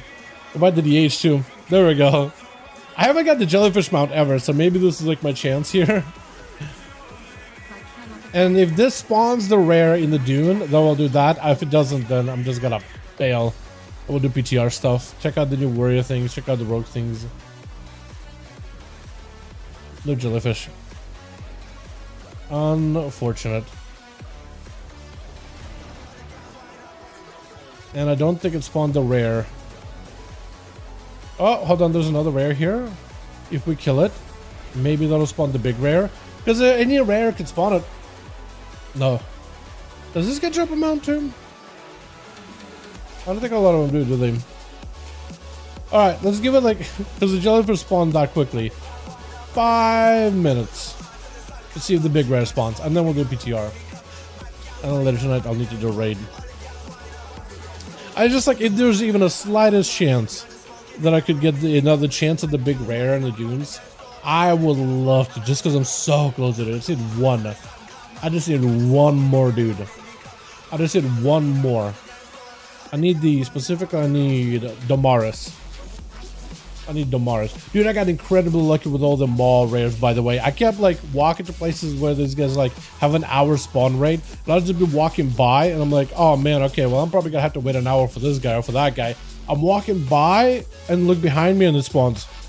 And that happened for like 4 mobs in a row. I walk by, I'm like, I'm gonna have to wait forever for this guy. I keep walking, I look behind me, oh, he spawned on the map. Immediately snag it. Kept happening for 4 of them, and I got so many of them done so quick. Kind of wild, honestly. Did I have to level anything 1 to 16 kind of 15 fast? Otherwise, I'll just wait for mob classic till the same XP buff. Isn't that 50% buff though right now? I feel like that's really good. Or if mob classic would like have even better buff. I'm pretty sure I still have to do the grind anyway, right? Yeah, I might just have to. I think I'll probably do it. Just to, like prep. I think it'd be fun because it's just like spam through dungeons. I have a druid that's almost level out of wrath, right? And then I'll just need to level that druid through Kata, and then I'll be chilling. Which is probably what I'll play in mob because symbiosis is really fun. I think that'll be insanely cool. It'd be cool to play rogue, but I know the rogue started really shitty in season 1, so it was just first tier. It was not great at all. Alrighty, I'm gonna do this. We'll put a timer on the clock, just so I'm not here forever. 5 minutes. Once it hits 5, I'm bailing, no matter what happens. And maybe I should fly around and kill rares while I'm at it, actually. Just because if there's a chance to force spawn the rare or force spawn the dune mob, killing rares is the way to do it. All the good class in season 2. Hopefully it'll be. I'm trying to see David. I'm trying to give it a little bit of time over in the Rogue Discord until somebody crunches the numbers, because I've never been great with numbers like that. But the tier set and the chance for us to roll buffs has been majorly like amp. I'm either like reading into it wrong, particularly the first one, Final Stand. Yeah, let me go stab that boy. Every one of these rares has a chance to spawn that big Doom guy. But yeah, like reading into it, it looks like we should have like giga higher chance to roll good buffs. It should be really good. Okay, somebody killed him immediately. So I'm flying around for no reason then. Or flying that direction for no reason. Is there a rare that spawns here? I don't think so. I think it's in the start of the map. But yeah. Yeah, if I'm reading it correctly, it looks like we should have a pretty good chance to roll a 5 buff. Like somebody said 17% chance, which is nuts. Basically think of like 1 in 5, or pretty close to 1 in 5 chance to just like roll and you get a 5 buff. We're going to be rolling a cooldown. Probably play an ambush build too, because I don't think you need to do the lock-in build with keep it rolling. Maybe, but might just go back to ambush build where we just generate giga combo points to do insane damage at all times. Goblin Cartel currency. Oh, they added a bunch of icons. Neat. Currencies. Okay, hopefully not too many currencies. It's 5-4-3 scaling season 1, so it might be really good. Oh, for rogues, I guess with the talents, because we started with really bad talents at the very start. No, actually, yeah, I think you're right. Yeah, if that is the case, if we're starting with like the final patch as the patch for rogues, we'll actually be pretty good then. For PvP at the very least. Because remember, Combat Rogue was kind of nuts with the 8-second stun. And Shadowblade's Killing Spree combo was insane. Just actually wild. Isn't there a rare over here normally? And I think there's maybe a rare over here-ish too. Once the clock is up at 5 minutes, I'm bailing. I'm bailing this place, because this place is not good for my health. It's too bright. It brings back bad memories. It's stinky. It's icky. I hate the sand area too. It's just so like bright. It is so damn bright. I feel like I need a hold on, does a night potion fix this place? Hold on. There's a stinky bright potion and then there's like night potion, right? Night. It's a consumable. Is it dark moon something potion? What is it called, chat? Dark moon? No, hold on. WoW potion night time. It'll probably find something, right? Inky black potion. There it is. Inky black potion. I like how there's inky black potion and stinky bright potion. Inky and stinky. Oh my god. Oh, this is actually playable. I think this is the first time I've seen Zerath Mortar this playable zone. I mean, it's kind of hard to see anything now, but like, this is a lot better than being blinded. Like, my eyes can adjust to this. Oh, this is much better. Oh, this is tolerable. I can actually hang out here for a while now. Oh, this is kind of neat. Wait, Inky Black, dude, this is actually so good. Alright, well, this is a lot more tolerable. Like, the whole zone just feels, like, unfamiliar anymore, because I never see this place in, like, nighttime. This does not seem familiar in any way, but a lot easier on the eyes. Alright, 1 minute to find a rare. To spawn the big rare in the dune, if I find one. I don't even remember where they spawn anymore. I'm just gonna fly around in the right directions. Just gotta hoping. I'm guessing. I remember location for some of these rares, but not a lot of them anymore. Pretty sure there's one like the little lizard thing over here maybe. Oh yeah, there it is. Where are you? Here. Yeah, this thing. Did you drop a mount? I don't even know why I should be looting those things. I don't think I need to loot any of these things actually. Probably shouldn't be selling my Annabelle because I may need that. Alright, we hit the 5 minute mark. God, dude, I got this gambler fallacy going on. Like, it's like, oh, maybe 1 more minute. 1 more minute and that row will spawn. For sure, right? For sure, right? I gotta bail, dude. I gotta go. It's not healthy for me to be in this place. If anything, what I might do is I might log off for now, and I might hop on here before raid to try to see if I can maybe snag a chance at rare. Let's do PTR. Let's take a look at this new warrior changes. Because that'd be really fun. Ah, man, camping there isn't the brightest idea. Yeah, everything is too bright in there, man. Everything is a bright idea. Alright, PTR is updating. Beautiful. Once it's updated, we'll be good to go. I really wish... I'm the only rogue in the raid. In the guild, basically. I guess technically Pally still has one. But... yeah, because I'm basically in for every single fight tonight in the raid. Would be nice if I didn't have to be in for every single one, just so I can hang out in Zereth Mortis and just camp out the rare a little bit more. Also, Dow said the rule 5 minutes, that's it. I said, yeah, right. Dude, you have to, man. You have to be disciplined. Imagine if I just sat there and be like, you know what, 1 more minute. But like, who the hell wants to watch me hang out with Zereth Mortis? When there's PTR stuff, there's literally a million other things you could be doing that's more fun than Zereth Mortis. I'm literally there just to hang out, so I'm there just in case I catch a rare. Because I'm like so close to getting that achievement, man. I might as well, right? That's at least how I view it. Alright, let's take a look at these new things, man. I'm excited. Maybe we can even jump into a dungeon with some of these new things. Rogue Discord still has not,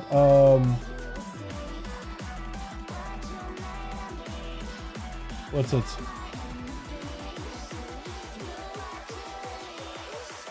Rogue Discord still has not, what's it called? Did the math on the whole roll the bones thing yet. But it looks like they're kind of trying to figure out what they mean, because it's like additional or multiplicative chances of rolling the bones. Nobody really knows. I feel like at this point Blizzard needs to come out and just be like, hey, with a tier set and loaded dice, all that stuff, like, your chance to get a 5 buff is this. Chance to get a 2 buff is this. Chance for 1 buff is this. Enjoy. Let's take a look at the warrior first, man. Let's take a look at the Dow Berserk with that warrior changes, man. The arms, apparently Colossus Smash and Warbreaker got changed. Animation and abilities are a little different. Plus the spec is really fun. It does a ton of damage. I'm not used to it anymore, but it is really fun. Try to see if we can dive into a 10. Dow Zerker? Dude, Dow Zerker, man. Dow Zerker. No, Dow Berserk, rather. Close enough, right?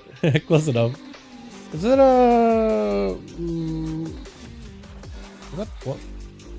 Okay, it felt a little fast for some reason. Alright, talent-wise, nothing really changed too much. But the animation should be huge. Fury and Arms both got buffed up, so this should be really, really fun. Warbreaker apparently has a new animation. I need to see what that looks like. Funny how nobody's here right now. We do a weapon, this thing. Nice. Alright, so this is the new animation for Warbreaker.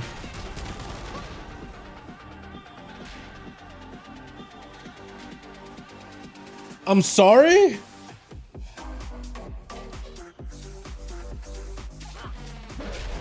Okay, I do have cooldown reduction, so we can just... Wait, cleave animation is different. Or is it? This is a little more visceral. You're not doing this little spin. Hold on a second. Gotta go have a good stream. Yo, thank you so have a good rest of your stream. Yo, thank you so much, Sleepy. Okay, we got hashtag Sleepy in chat. My guy, thank you so much, my man. Appreciate ya. Hope you enjoy your night. Hell yeah, my bud. Hell yeah, my mans. Alrighty, chat. I'm gonna change up to different music here for a second. We gotta go back to that Witcher Gwen music.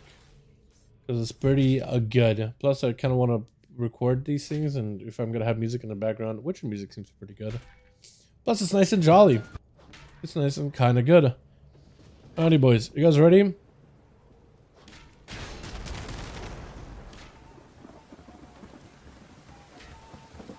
That's some animation.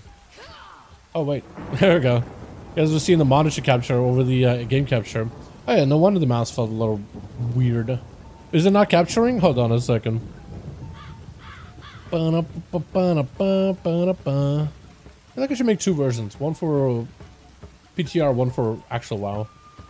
All right, so that was our just Warbreaker, and I'm gonna wait until Warbreaker is off CD, and I'm gonna try to see what the Colossus Mash looks like instead. Ever tested Lock and Stock and Outlaw Rogue? What is that? No, I don't think I have. Ever tested the Lock and Stock as Outlaw Rogue? No, is that like a trinket? Is it an item or something? I have not, no. Prior 12? Yo, the new changes? Oh, dude, that should be good. Alrighty. This is this game. New trinket? Oh, okay. I'll just try it. Okay. It does look very different. So it now has these axe animations where it's like chops through the armor, which is interesting. Okay, I gotta wait until customers is off cooldown. Not the craziest of animations, I think. What's another class that got a new animation? I thought it was somebody else, right? Somebody else got a new animation? Was it Death Knight? No. Wasn't Demon Hunter. Wasn't Druid. Wasn't Hunter, I don't think. It was not Mage. Visual. Visual. No, it's just the Warrior. Neat. Alright, 20% damage buff. Go back to full program method plus build for Colossus. Chat, let's go do a dungeon. Should we do the... Actually, I'll let you guys decide. Should we do the Outlaw Rogue Roll the Bones thing? See how good that is in a dungeon? Should we play some Warrior? Death Knight's got buffed up. We could give Death Knight a go. I don't know what talents they're running right now. I think they're probably just Breath. Still. Even though tier set doesn't feel like a Breath tier set, but... give that a try. Or we could try... Yeah. What do you guys think? Warrior, Rogue, or Death Knight? Because I haven't played DK in a good bit too. And they got a bunch of new animations as well. Look pretty good. We could try to see if we can just jump into a queue real quick. What do you guys want to see? Because DK got buffed up by quite a bit. Warrior got buffed up by a ton. Rogue tier and Roll the Bones thing might be pretty good. I do want to see what the uptime of that thing is.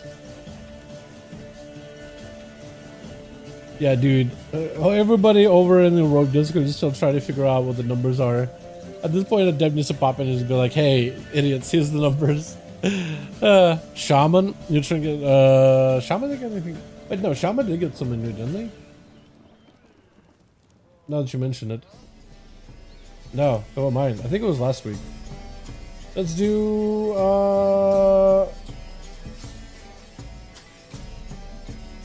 I want to see what Death Knights are running for their talents. Logs, I don't think it's super reliable unless they changed the logs recently, where we can actually see talents. I'm gonna look up logs real quick here on my end, see if I can find anything. Frost, recent logs. There's not that many.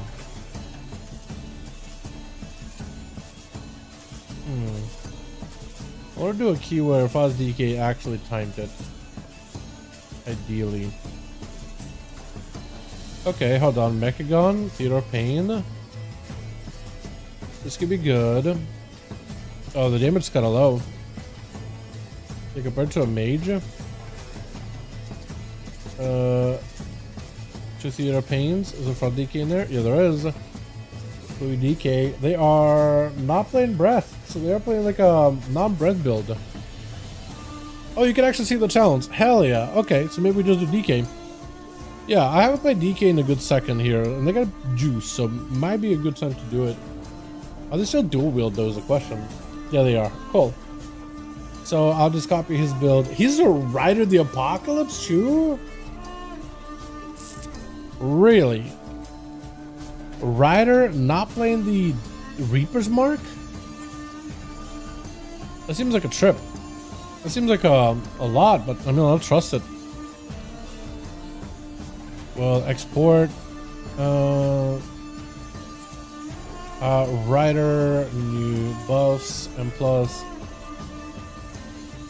Oh, well, not what I wanted to do. Not what I want to do. I'm in this. Rider, new buffs. Here we go. So that should play pretty well with the whole Frost Strike thing. They're not picking up Long Winter, huh? Control Undead. Soul Reaper? Oh, hold on. Do I want this as a button? I don't think I necessarily need Soul Reaper. I think Grip of the Dead is generally good for the slow. Yeah.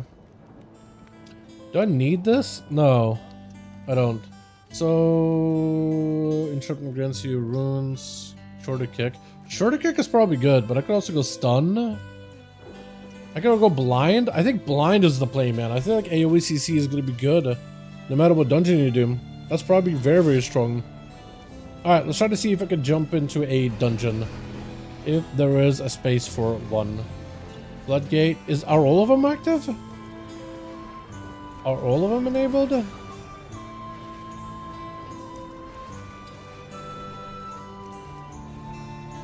Try to see if we can even get into a group for one. Number 8. Oh, that'll work. That'll do. Because apparently they also end up nerfing a bunch of dungeon mechanics as well. So maybe it'll be good. Like a bunch of tank mechanics, healer mechanics, all of those have been made a little bit easier to deal with. Rating on live or PTR? Rating? Wait. Is that a real question? Oh, you know what I forgot to do? Check out the rewards from these things. Check out what's new. I need to do the event, dude. I need to do it in my free time. Raid 30th on PTR. Oh, I mean like the actual raid on PTR. So that's for raid testing. I haven't been into any raid tests so far. I've usually been pretty busy in the recent bit. Is nobody on PTR? It's like empty. Is anybody in what's it called? The Dornagal? Maybe everybody just updated the PTR, just getting in. A little bit delayed. Hope I can find a group, man. I just want to hit stuff. But I haven't actually been to any of the raid tests so far. I've been pretty busy in my free time, which I don't really have a lot of. Whatever free time I have, very bare minimum of it, I have been spending into work. More time working than anything.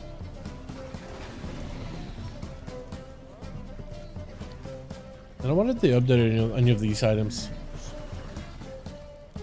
The big button. You think it'll actually get play, dude? The big button. If you play BFA, man, just a rocket trinket. I'm pretty sure people used to use it in PvP too. It used to do maybe decent damage, I think. But I think it was really janky in like actually landing.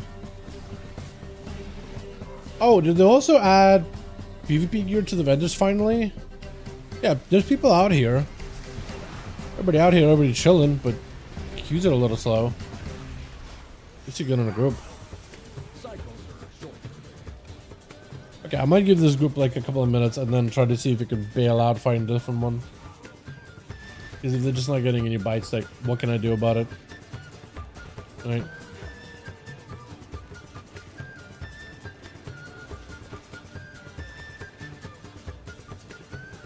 Actually, I'm gonna bail down, try to see if I can get into +10 or something. If one exists at any point. I'm gonna try to see if I can camp one. I mean, there's this guy. Do they have all of them active right now? Talking to you. More than dungeons. Rookery, Priory, Floodgate. So they do actually have like 1, 2, 5 of them. Okay. I was thinking for a second, like with Floodgate, is it actually active or not?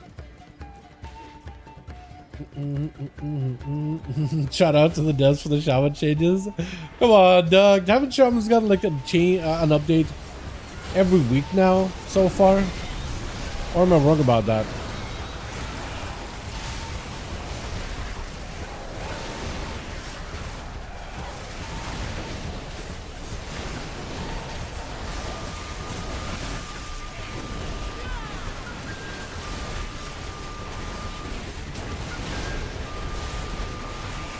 Yeah, I forgot what this build you do want to be tap targeting to consume those frost stacks, the razor ice stacks. The damage you do is kind of good though. Hold on a second. I know it's like a mess, like you can't really see what the hell is happening on the screen, but this damage is actually doing kind of okay.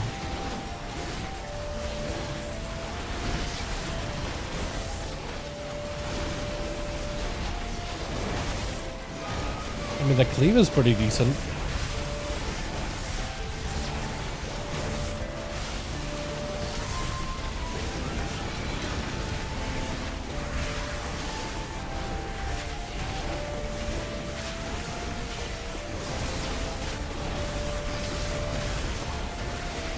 Yeah, Shadow Frost and Obliterate doing quite a bit of damage. Wait, don't I also want to pick up Frost Scythe? Hold on. I forgot.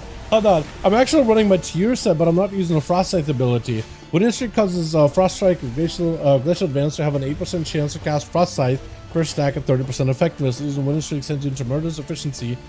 Casting Frost Scythe at 100% effectiveness and granting Mastery. Additional Frost Scythe deals 40% more damage to the first target struck. I am getting free procs of Frost Scythe. Hold on a second. Wait, is this actually the build? Is this how this works? Do I even need to pick up Frost Scythe? Because I guess I don't, right?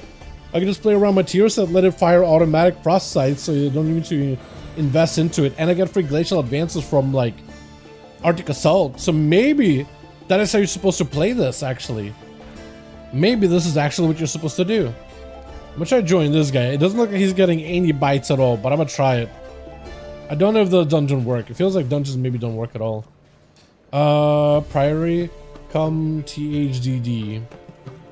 Is it DPS? This guy is... I can't remember his name. Actually, I can't read it at all. Is that Shasta directed on this? Priory, let me try this guy. Let me just sign up. Look at this point. That's how Doom Winds works? Hold on. Is that how Doom Winds work? I need you to take a look at this enhanced Shaman tier set. If there's a Shaman here, I can read it. I'm pretty sure, yes. I'm pretty sure you get a random procs of Doom Winds. Is there a Shaman in here? I see a Warrior. I see a Demon Hunter. Pally in the back. Let's see the Shaman, unless there's a Shaman somewhere out here just AFK and chilling. If I find a Shaman, I'll let you know, dude. I need to go back to Drakthir. Drakthir looks so good. Like as a hunter. And all the other classes too. Look very good. Are you feign death? He is feign death. Shaman. I'm not seeing any Shamans at all. I'm pretty sure, yeah, I'm pretty sure the Doom Winds is a random proc with the tier set, even if you're not talented into it. Because I'm not talented into Frost Scythe, and I'm obviously getting Frost Scythe procs from my my little train dummy session over here. Look at that. I'm not pressing the button. I'm not casting it. I don't have it talented. But that's kind of how it is with mages too. Like mages are not going into Aether Attunement, they instead go on Leyline, but they pick the end of Aether Attunement for free. And they're getting a proc in whenever they use Touch of the Magi or random jackpot procs. So maybe that is the play. It basically gives you a free talent that allows you to angle your talents in the opposite direction. Are you enhanced? Elemental. Almost got him. Almost got him. Can I not get a dungeon queue, dude? Floodgate? I mean, this guy, I don't think he's going to take me, but who knows, right? Sacred Flame. Beautiful. We got a healer. Grab us a tank. Grab us a DPS. Preferably a Lust or something. That'd be good. But yeah, if I see a Shaman, I'll check it, but right now, I'm not seeing one. Wait, can you preview tier sets? From here? Shaman. Yeah, you can. Spells and abilities have a chance to activate Wind Streak, increasing the damage of your Storm Strike, Lava Lash, Doom Winds by 5% up to 25% max. Maelstrom spenders have a 1% chance to remove Wind Streak per Maelstrom weapon spent. When you lose Wind Streak, the wind shift into Doom Winds for 4 seconds. Yeah, so it seems like a passive proc. When Doom Winds deal damage, whether with a talent or with a tier set, you crash lightning damage deals 24% increased damage up to 120%. This effect may be stored up to 10 stacks. Additionally, crash lightning deals 50% more damage to your main target. Yeah, so it doesn't seem like you need to pick up Doom Winds as a talent to be able to play it properly. That being said, you probably are encouraged enough because of the Doom Winds interaction you roll it as a talent because it's good for resources either way. I'm assuming here. I'm assuming. Don't shoot the messenger. Because not having the talent will free up a lot of possibilities. Yeah, I think it's just You would have to hit a train dummy and see if it actually procs your wins with details up. That's the only way you would be able to tell, right? Because the only way I can tell if I'm proccing random sites is with details, right? Because I don't have the talented, but it is procking for me. So you would just have to hop on PTR, on talent out of Doom wins, just go hit some train dummies and see if you get random procs of Doom wins. Got a priest, buddy, but we don't have a lust. I guess we don't need a lust because it's a what, +10 and it's nerfed. I guess so. No, actually, we need a priest for the priory anyway, so that works out. But he's probably gonna drop me, the DK. But then they have to pick up a blood DK. Yeah, if a blood DK sends up, they're probably gonna drop me, pick up the blood DK, and then get themselves like an invoker or something. That's most likely what these guys are gonna do with their group. Most likely. Or one of us makes a key, and we all drop the demon hunter. We pick up a lust class, pick up a tank that's like a prot warrior or something, and then we're golden. That's also an alternative, but I would need to steal this man's group. Pretty much have to take it though. Yeah, I think it pretty much. I think with the tier set buffs, there's probably enough of incentive for you to want to take it. That being said, there is an opportunity for you to not take it, just for the sake of, if that's the build you're not really interested in playing at all. Because technically you could not take it, but still get benefits from it. It all depends what is the uptime of Doom wins from the tier set. If it has decent enough uptime, then you don't necessarily need it. But if there's a synergy, because it does have a synergy with it, then you may actually want to use it. It no longer has this cooldown reduction thing, so it is still going to be a 1 minute thing with random procs in between. Who knows though? I think there's enough incentive for you to take it, but who really knows? With DK, I think there's somewhat of an incentive for you to cast Frost Scythe, because you cast Frost Scythe. Well, actually no. Winning Streak, Frost Strike, and Glacial Advance have a 8% chance to cast Frost Scythe. Losing Winning Streak sends you into, and those abilities have a chance to also remove it. So it seems like you have a random passive procs of Frost Strike and Glacial Advance to unleash a Frost Scythe. And losing it grants you a free Frost Scythe. So it doesn't seem to have an interaction with Frost Scythe, except for Frost Scythe deals 40% more damage to the first target struck. That seems to be the only part that's like, if you do run Frost Scythe, it deals more single target damage, 40% more damage to a single target.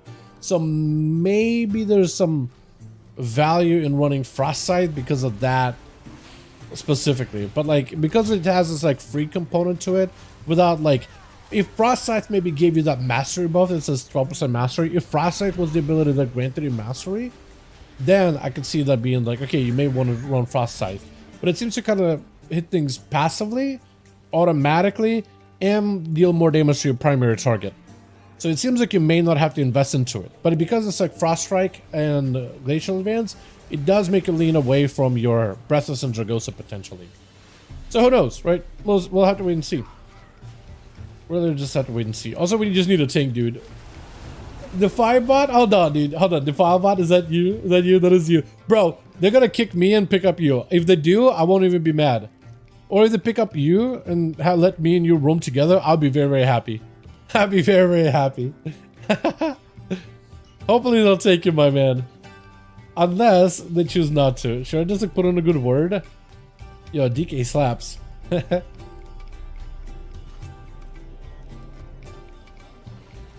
Hold on, maybe I'll just do that real quick, yeah? That blood DK is a... What should I say, pumper? I'm putting a lot of pressure on you now by calling you a pumper. I'm just gonna write it, dude. I'm just gonna write it. Because either they're gonna pick you up and they'll drop me, or they're gonna pick you up and just roam without a lust. Because there's no tank that can lust. So, we might just have to roll with that one. I wouldn't put a good word. Never done these have pluses. Nah, you're fine. You're fine. Yeah, I have barely done this one either. It's kind of like the original Mythic Zero Priory, but like, all I see people do is go a little slower on the ads, on like the actual mobs that you fight, like the lieutenants or whatever. Like, everybody seems to go a little slower. Like, you don't immediately pull everything. First 4 apparently slap on their own, and then you do kind of like a big pull with the cat, sorta. Not too big though. And then you do that big lieutenant guy, maybe with 2 easy mods, but a lot of people also do him by himself. And then they send down the lieutenant because you killed the first one. And you usually do that with the sniper guys on the left side, up the stairs. And then you do that fire area where there's like a bunch of priests and like the dude that casts holy flames or whatever. And then you do some pack down the middle. Oh no, you have another lieutenant run by. You kill him, do a pack, and then you do the boss. And then you kind of just W key from there. And then the bosses, boss 2, second boss, changed quite a bit though. There we go, dude. There we go. So this is gonna be a learning party for all of us, dude. Plus they nerfed these things a little, so maybe it won't be that bad. Priory of the Sacred Flame. I probably should have picked up some buffs, shouldn't I? Oh well. Maybe I have a potion or two. But they did end up nerfing stuff, so we'll see if it's any good or not good. I'm just gonna mount up on a mythic mount. Because maybe they'll see that and they'll be like, oh, this guy's confident. I want him in my group. Yeah. Get this guy in here. At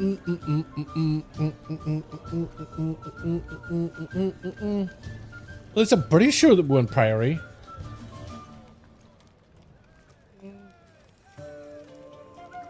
Wait, Contender's Gate, what the hell is that? Oh wait, no, this guy's in Priory. I'm thinking Contender's Gate, are they in... No, they're just out here. I was thinking Shadowlands for some reason. Which was it? I think you had it listed as Priory. Oh, Moggs! Yo. Wait, give me that. Wait, hold on. Move this.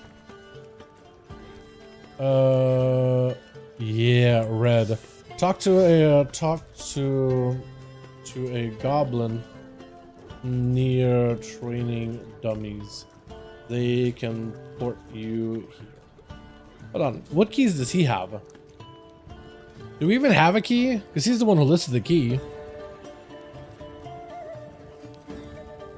Do I need to go back and make the key? Because he might not even have the key, dude. Now I'm starting to think maybe this guy doesn't even have it all together.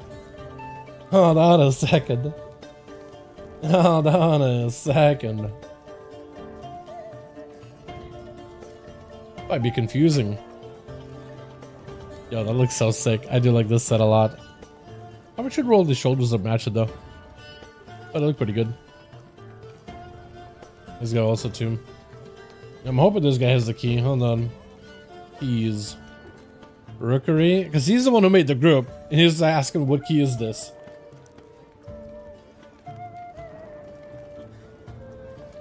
New resilient keys on achievement added. To prevent keys from dropping level. Yeah, so that's the floor thing that they were talking about.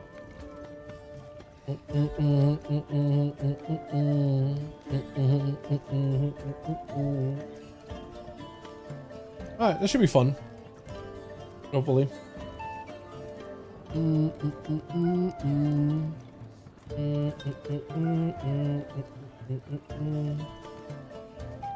Let's change it up a little bit. Go back to whatever mix we had here.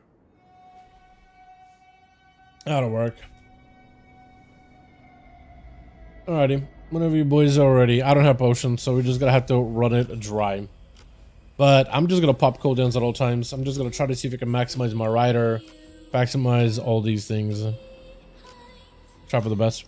Both sides. So usually you do like front here, and there's 4 dudes that run up, and then you go further down with like a cat pack and pull something extra, and then you'll have a guy come walking around here with the stairs.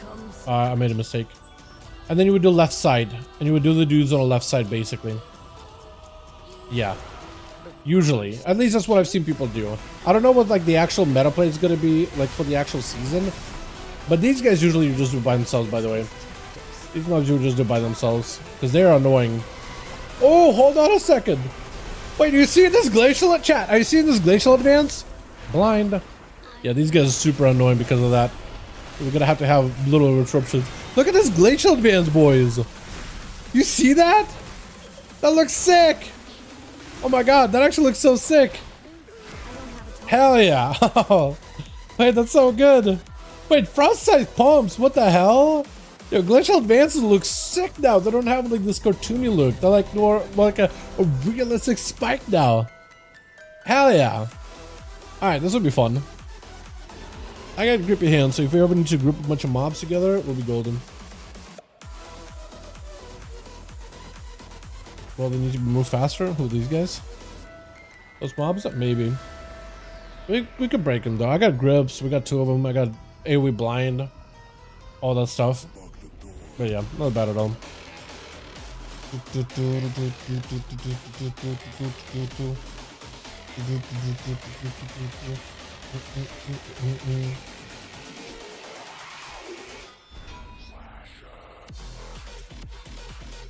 There we go. I was thinking for a second maybe the Ace does not have a key. Like, what if he doesn't have the key, dude? Oh no. Wait, I need to put this over here. I forgot I have mastery buff here. God, I have a lot of mastery. I don't even know if I need that much mastery. I'm pretty sure I'm supposed to be crit versatility or crit haste on this.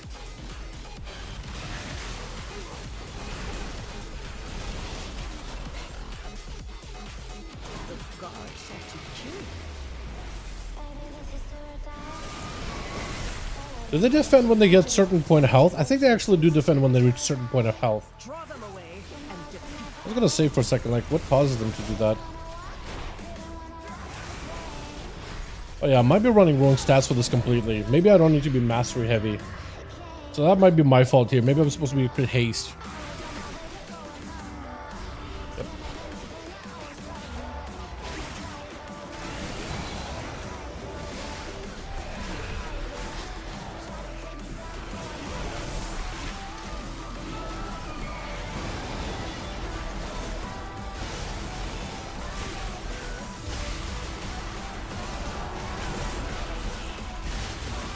So they changed up a bunch of these mobs. I forget which one's here.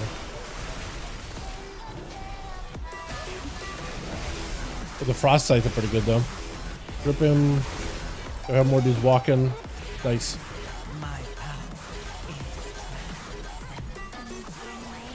That guy died? How did that happen?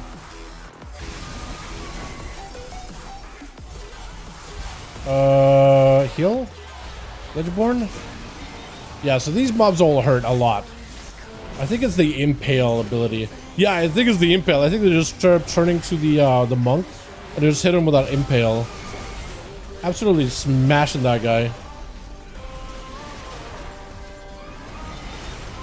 Poor man. Disrupt shout. Bro, they're just absolutely obliterating him with that impale. Holy. WTF is impale. Cat people do it. Oh god. Holy, yeah, that hurts a lot. Wait, I'm so dead. I'm actually so dead. Hold on, maybe Death Strike? Yo, I'm gonna die to the impale. Backing away? Are they? They're not even attacking the tank with impale. Impale pain. Cats do that, it seems. Yeah, cats seem to be doing that. It hurts a lot. Oh my god, I'm still melting from it. Jesus, bro. I'm popping AMS. I don't even know if AMS helps me here at all. Highly doubt it. Pretty sure it doesn't. But here we are.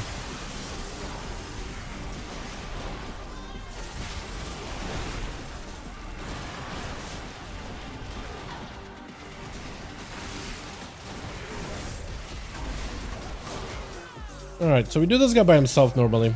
He also has a nasty knockback. So we're gonna have to be very, very careful with that.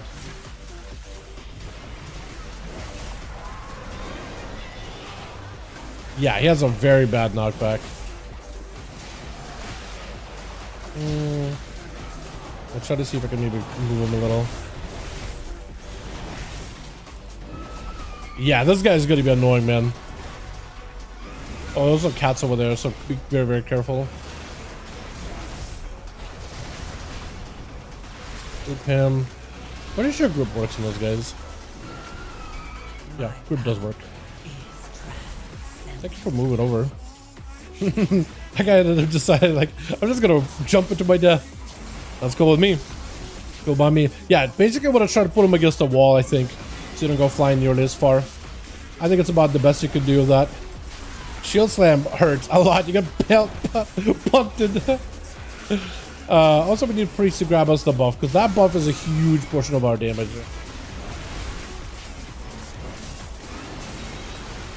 I think I've seen people kind of hang out by this buff because I'm pretty sure it's technically a solid wall. Like you can't fly through it. So that might be where tanks are gonna go, like when this comes out to seasonal content. But yeah, that guy does slam whenever he punts you. Let's just see if I hold my cooldowns. Have something for a decent pull. I normally would grab the buff and we'd do the we get a commander by himself, or we could pull him into a, yeah, it looks like that's where yeah, that's exactly what people are gonna be doing with this. These guys hurt, man. The Solomon dude, he slaps. If Priest can grab the buff, that'd be great. Priest buff us. There you go. There we go. Neat. So now we go up, normally upstairs, and we usually go left with a bunch of shooter guys. Yeah, we'd pull this guy without the castle ideally, but we pull them with the, yeah, that could work too actually. I'm gonna die. Or yeah, we are gonna die. That was quick. He isn't healing me? Yeah, I don't think he is. It might be lagging a little. Oh yeah, no, he didn't heal you at all. Wait, this guy's healing a ton though. Brace healing with the Vampire Brace more than you do. More than he is. I think we'd have to kill that though. You'll probably have to fight that. So she does, I think, bleeds? Lunging strikes, that's what she does. It should just leap to one of us and then bleed up. I'm gonna Lichborn it. I hope that'll be enough. Yeah, but this guy is definitely not healing you as aggressively as it could be. London strike, I don't know who's aiming at that. Aimed it at somebody, but oh, Brutal Smash hurts. I think that the guy died to a London strike. I'm hoping the healer doesn't just bail. I'm actually kind of enjoying this dungeon. I'm backing away though. I don't know if he targets leaps to somebody. It might be. It might need to add like an arrow, whoever the sergeant like leaps on. Make it easier for people to tell. London strike looks like it's at you? No. It wasn't at you. So it might be one of those like spread out for London strike. Which is not the worst. Nice. So now we can just go left hand side, go up here, kill these guys. We might as well attack them all together. I think the war lynxes are pretty annoying, but usually can kill these three over here pretty easily.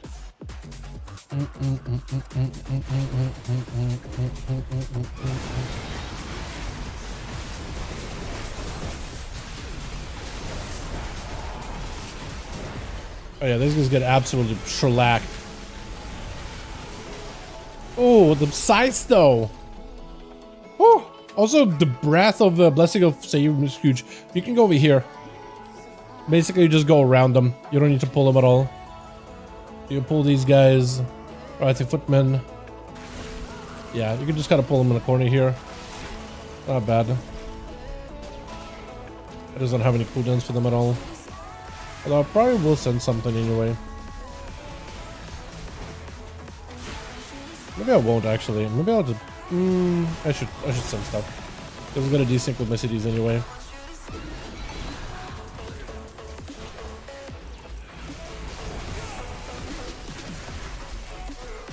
Nice, and we go up here. And we can go with these guys on the left hand side. But basically when we pull her, we'll just pull her by herself. It's all about getting percent here for a bit. At least that's what I've been seeing people do when I'm in this dungeon. I don't know exactly what is like the best, most optimal route here, but that's just what I've seen people do when I'm in this place. Also, these mobs seem to hurt a lot. I think it's a pot shot ability.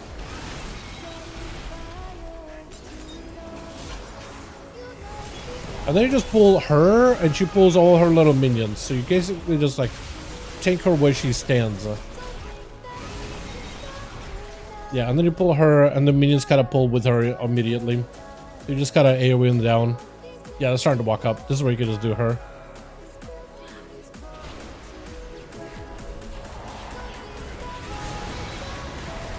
Just cleave off of them. I think as long as we just have some kind of CC for these mobs, we're fine. Look at that damage, though. Yeah, and you gotta break her reflect a shield as soon as possible, otherwise she starts to heal. But this is where she gets to reflect damage back at us. So it is a heal mechanic here. But yeah, look at that, dude. Look at that damage. Oh my god, the Blessing of Flame is insane. Why did they make this ability hit this hard? I feel like what they're gonna have to do is they're gonna have to remove like a bunch of health from these mobs and nerf that Blessing. Unless they really want like Pallies and Priests to have like a big thing in this dungeon. Specifically. Maybe that's the case. Maybe that's what they want. Secure Priest and Pally's a spot for this place. So you have a unique mechanic because you're losing out on a lot of damage if you don't have one. Okay, and then you normally do this guy by himself, or you can pull him with a bunch of cats. Either way works. But you do want to do him, or I guess he'll run off. I think he'll still get in combat though. Pretty sure he still gets in combat later. Oh, this is gonna be hurt. Hot shots are probably going to be painful. And the cat is going to be using impales, and it's just going to be absolutely murder. Nice. Double shot, it was fine. I'm a little afraid of the impale. I got impaled? Okay, I have nothing for the impale. I can heal myself. I can death strike. Gotta do some grips to interrupt these mobs. And then we could do like these guys, and then we could do the boss. And that we might have to go back for that guy though. Oh wait, maybe we do have to go for that guy. I'm not sure. I don't know if he comes back into combat. I am not sure if he comes back into combat. I think we might have to do him. I might actually ask him real quick.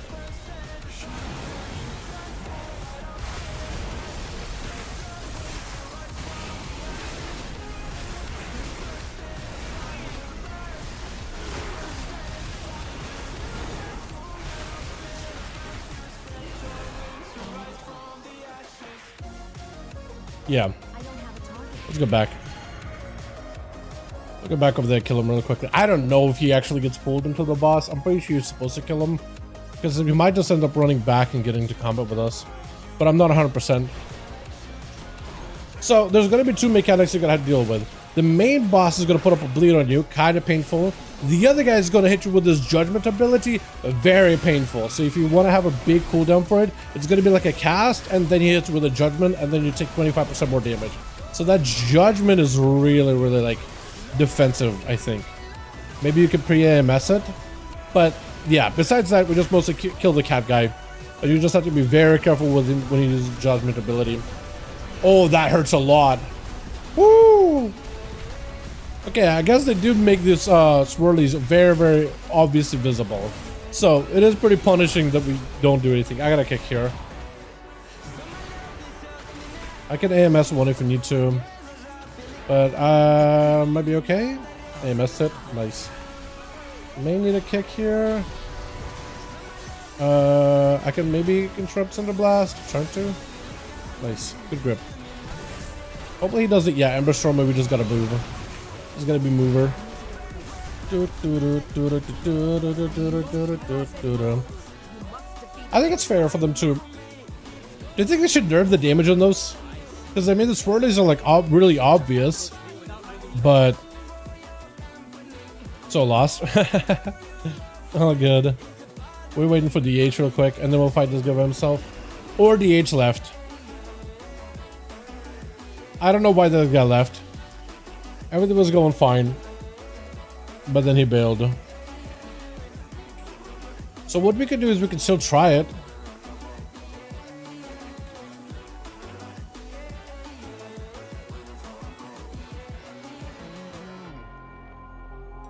To commander.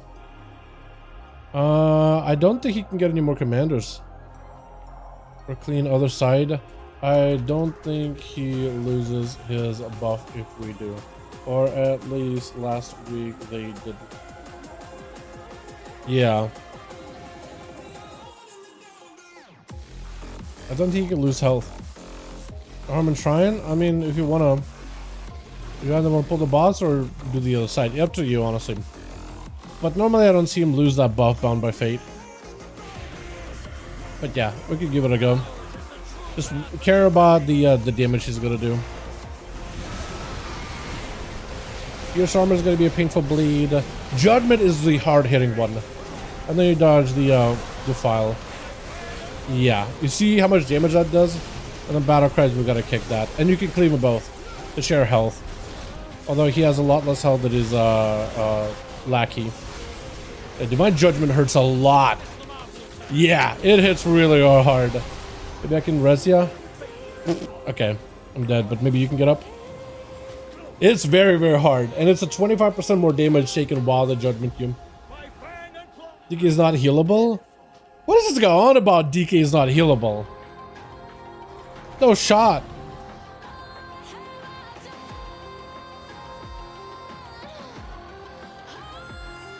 Yeah, this guy's off his rocker, man. The time you get hit, you heal up. The moment you don't heal, you're dead. Yeah, I don't know what this guy's on about. I wouldn't even like argue with him. I don't think he knows what he's talking about.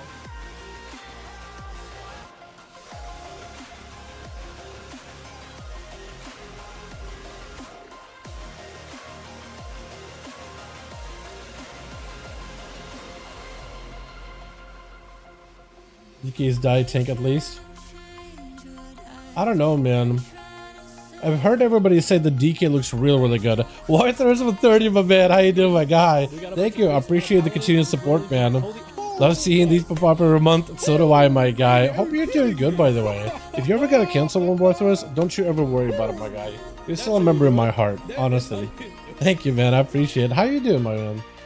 Local control, lower key.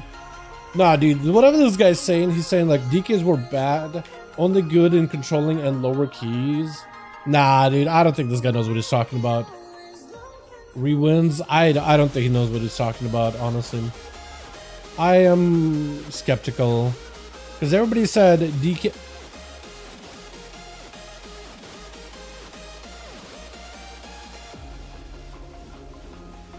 He's running this, not technically an agility maze weapon. I guess it doesn't have intellect, though. So this man is missing quite a bit of int. This thing? Yeah, I wouldn't, honestly, I wouldn't really, yeah, I wouldn't really argue with this guy, honestly. Most of city with Thunder T. Is it though? Hold on, what is the uptime? Can I see the uptime of it? Hold on, actually. I can see what the uptime is if it is on you. Enveloping. No, it doesn't work. Doesn't show up like that, does it? No. Can I see the uptime of the ability? Because he should be using it a lot because he's playing the Celestial. Uptime 21%. I guess it does have a decent-ish uptime, but I think it needs to be a little higher. Renew and miss. What about that? Wait, renew and miss. Wait, renew and miss. Why is it so low? 22% uptime. Renew and miss should be 100% uptime, right? I think. Insurance is high enough, I guess. Guess the miss, I guess, is doing okay. Yeah, I'm not sure, man. I'm not sure about this guy. I'm not sure about him, but yeah, I wouldn't even argue with that guy. As soon as he said, man, DK is impossible to heal, it's like, okay, hold on a second. Everybody says they're really good for this season 2 so far. Doing good, got my wisdom teeth removed today, I'm just vibing. Hell yeah, my man. Yeah, hopefully the meds are good, because I had a buddy of mine who had his wisdom tooth removed back in like high school or whatever. They put him on some heavy stuff, but he was doing okay. He was doing okay for the most part. Yeah. Unfortunately, we didn't get the key time, but look at that, dude. Blessing of the Sacred Flame. What a good Death Knight ability. Thank goodness. Bless, dude.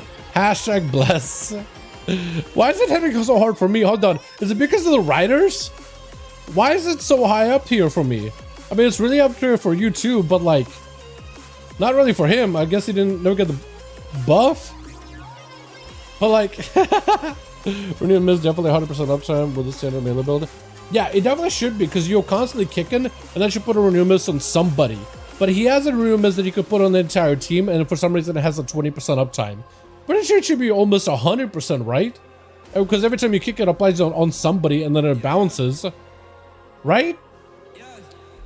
Hold on. Actually, hold on. We can probably look. What should be the uptime of Renewal Mist in a Mythic Plus dungeon? I don't want to put that guy on blast, but now I'm interested. I don't want to put him on blast, but now I'm interested. Because I feel like, I mean, maybe like, I don't know, man. Guys like, oh, DK is impossible to heal. And it's like, on a monk? Okay, let me see if I can find a Mistweaver. Lemon, here we go. Here's this guy that healed. Healing, envelop and miss uptime. Uptime 90%. Hold on. Envelop and miss uptime 90% throughout the entire dungeon. Hold on a second. And he's the Celestial, so he's the same build. He's also Celestial. 90%. Got a rough and challenge, the Wamba combo. Oh, okay. So it didn't give you anything like super heavy? Because my buddy got stuff that was super heavy where he was like hallucinating. So he's got some real heavy pain meds. But, hey man, maybe he has really bad pain tolerance. But I do hope it's mostly a painless experience after the extraction. Hope it's mostly good and hope the healing happens pretty quickly. But yeah, this guy got 90% uptime on that and Renew and Miss 14. No! Uptime 94%. Okay. Okay. Hold on. Hold on a second. 90% uptime on both of those buffs. Compared to... I mean, I guess we didn't do that dungeon for too long, but... Envelop and Miss, 21% uptime. Renew and Miss, 23. And this is PTR. This is PTR log. So this is like the newest dungeon or season dungeon, right? This isn't this season's. This is PTR logs in Motherboard, I think, or Theater of Pain. Yeah. So maybe that guy just wasn't quite stacked up right. Maybe he's used to like the Fistweaver build from like Dragonflight Season 3, where you're just like, oh, I just punch stuff and everybody's alive. Okay, cool. Oh, damn. But you said like he's not healing yet, and I looked at the healing, I'm like, I know Blood DK healing is supposed to be pretty high, but there should be a little bit more even, more closer to one another. But yeah, definitely felt a little sketch. Is there any other dungeons? There's like a bunch, man. Maybe not really, man. Unless you just want to do a 5 Cinderbrew meadery. Yeah, you know what? We'll just call it. It's about that time for me to get ready, get some work done. I got a raid later tonight too. So maybe we'll come back to more PTR keys tomorrow, chat. Give the DK another rundown. Give the Mortal Strike Warrior another rundown.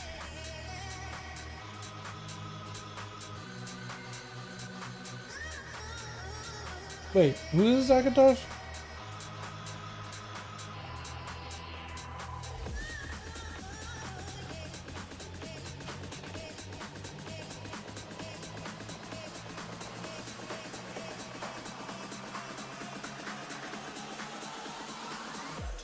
Akatosh?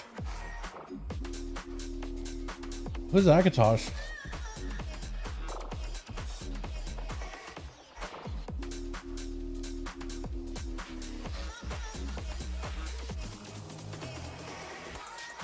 Huh.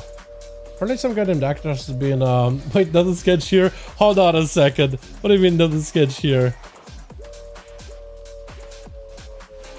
Wait, Marker Ferrolat? Wait, you don't want to do Marker Ferrolat here, right? Or we just saying it like a train dummy or something. What the hell? Alrighty, boys.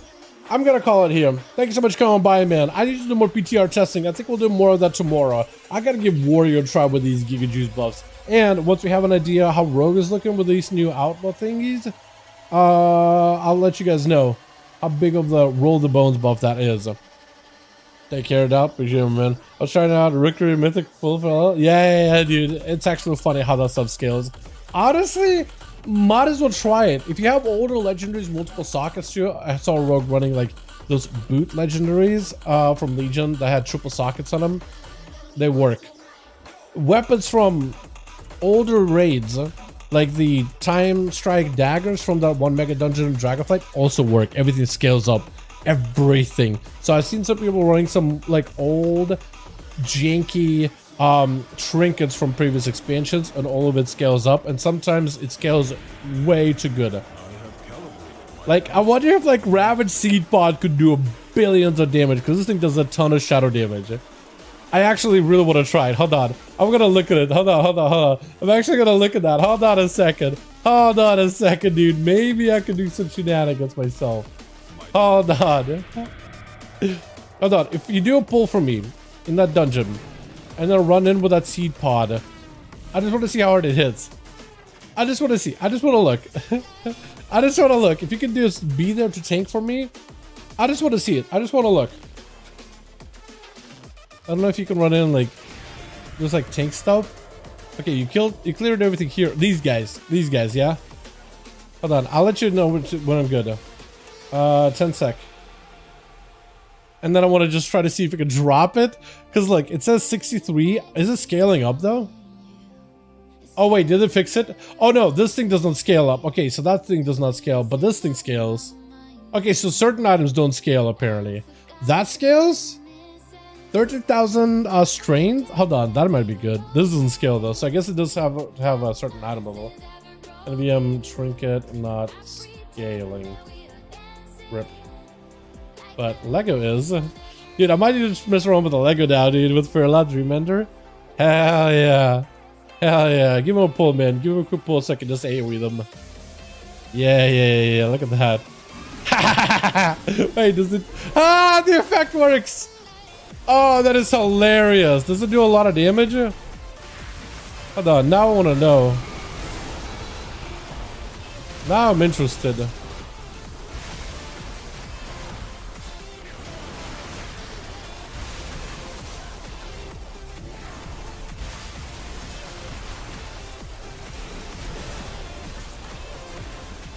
Oh my god, it actually does a lot of damage. Wait, I need to do some dungeons with Fairlath apparently. Wait, this is really funny. I didn't realize Fairlath actually could do stuff. I guess I should also put it over here so I could use it. Okay, I might need to mess around with this then. This is hilarious. Yeah, breaking the game, man. That's funny. Look at that. It actually does damage. I might just take a look at all my other classes, like my rogue, and see if I can do some other cheesy items. Dude, what if Concordance Trinket works on like Fury Warriors and rogues? What if that Concordance Trinket from Nighthold works? That'd be wild. That'll be actually wild. I guess I don't really need more Optimum or Adrenaline Rush. That's always up well anyway, but their Recklessness on Fury Warrior probably is nutty. That's probably very, very nutty. Alright, let's actually call it here, man. Dude, yeah, dude, now you gotta try it, dude. Now you gotta try it from me if you get any time on PTR. I'm gonna try it tomorrow, maybe. But we'll come back and do some more PTR tomorrow. How does that sound? What we can do is maybe like have you tank, I'll heal. Or like I'll tank and you'll DPS, or I'll heal and you'll DPS. And we'll just switch around, right? We'll just switch around. So I can heal for you while you bring one of the DPS classes. Like if you want to test out Warrior or Rogue or Death Knight, we can do that stuff for you. Or Demon Hunter, whatever we want to do, man. We can switch around so like we can test out these classes while also have an easier time grouping up. I go around the sun to them. Dude, go for it. Yeah, definitely. Alrighty, boys. You guys have a good one. I'm gonna go try to see if I can cap my rare out in the Zereth Mortis.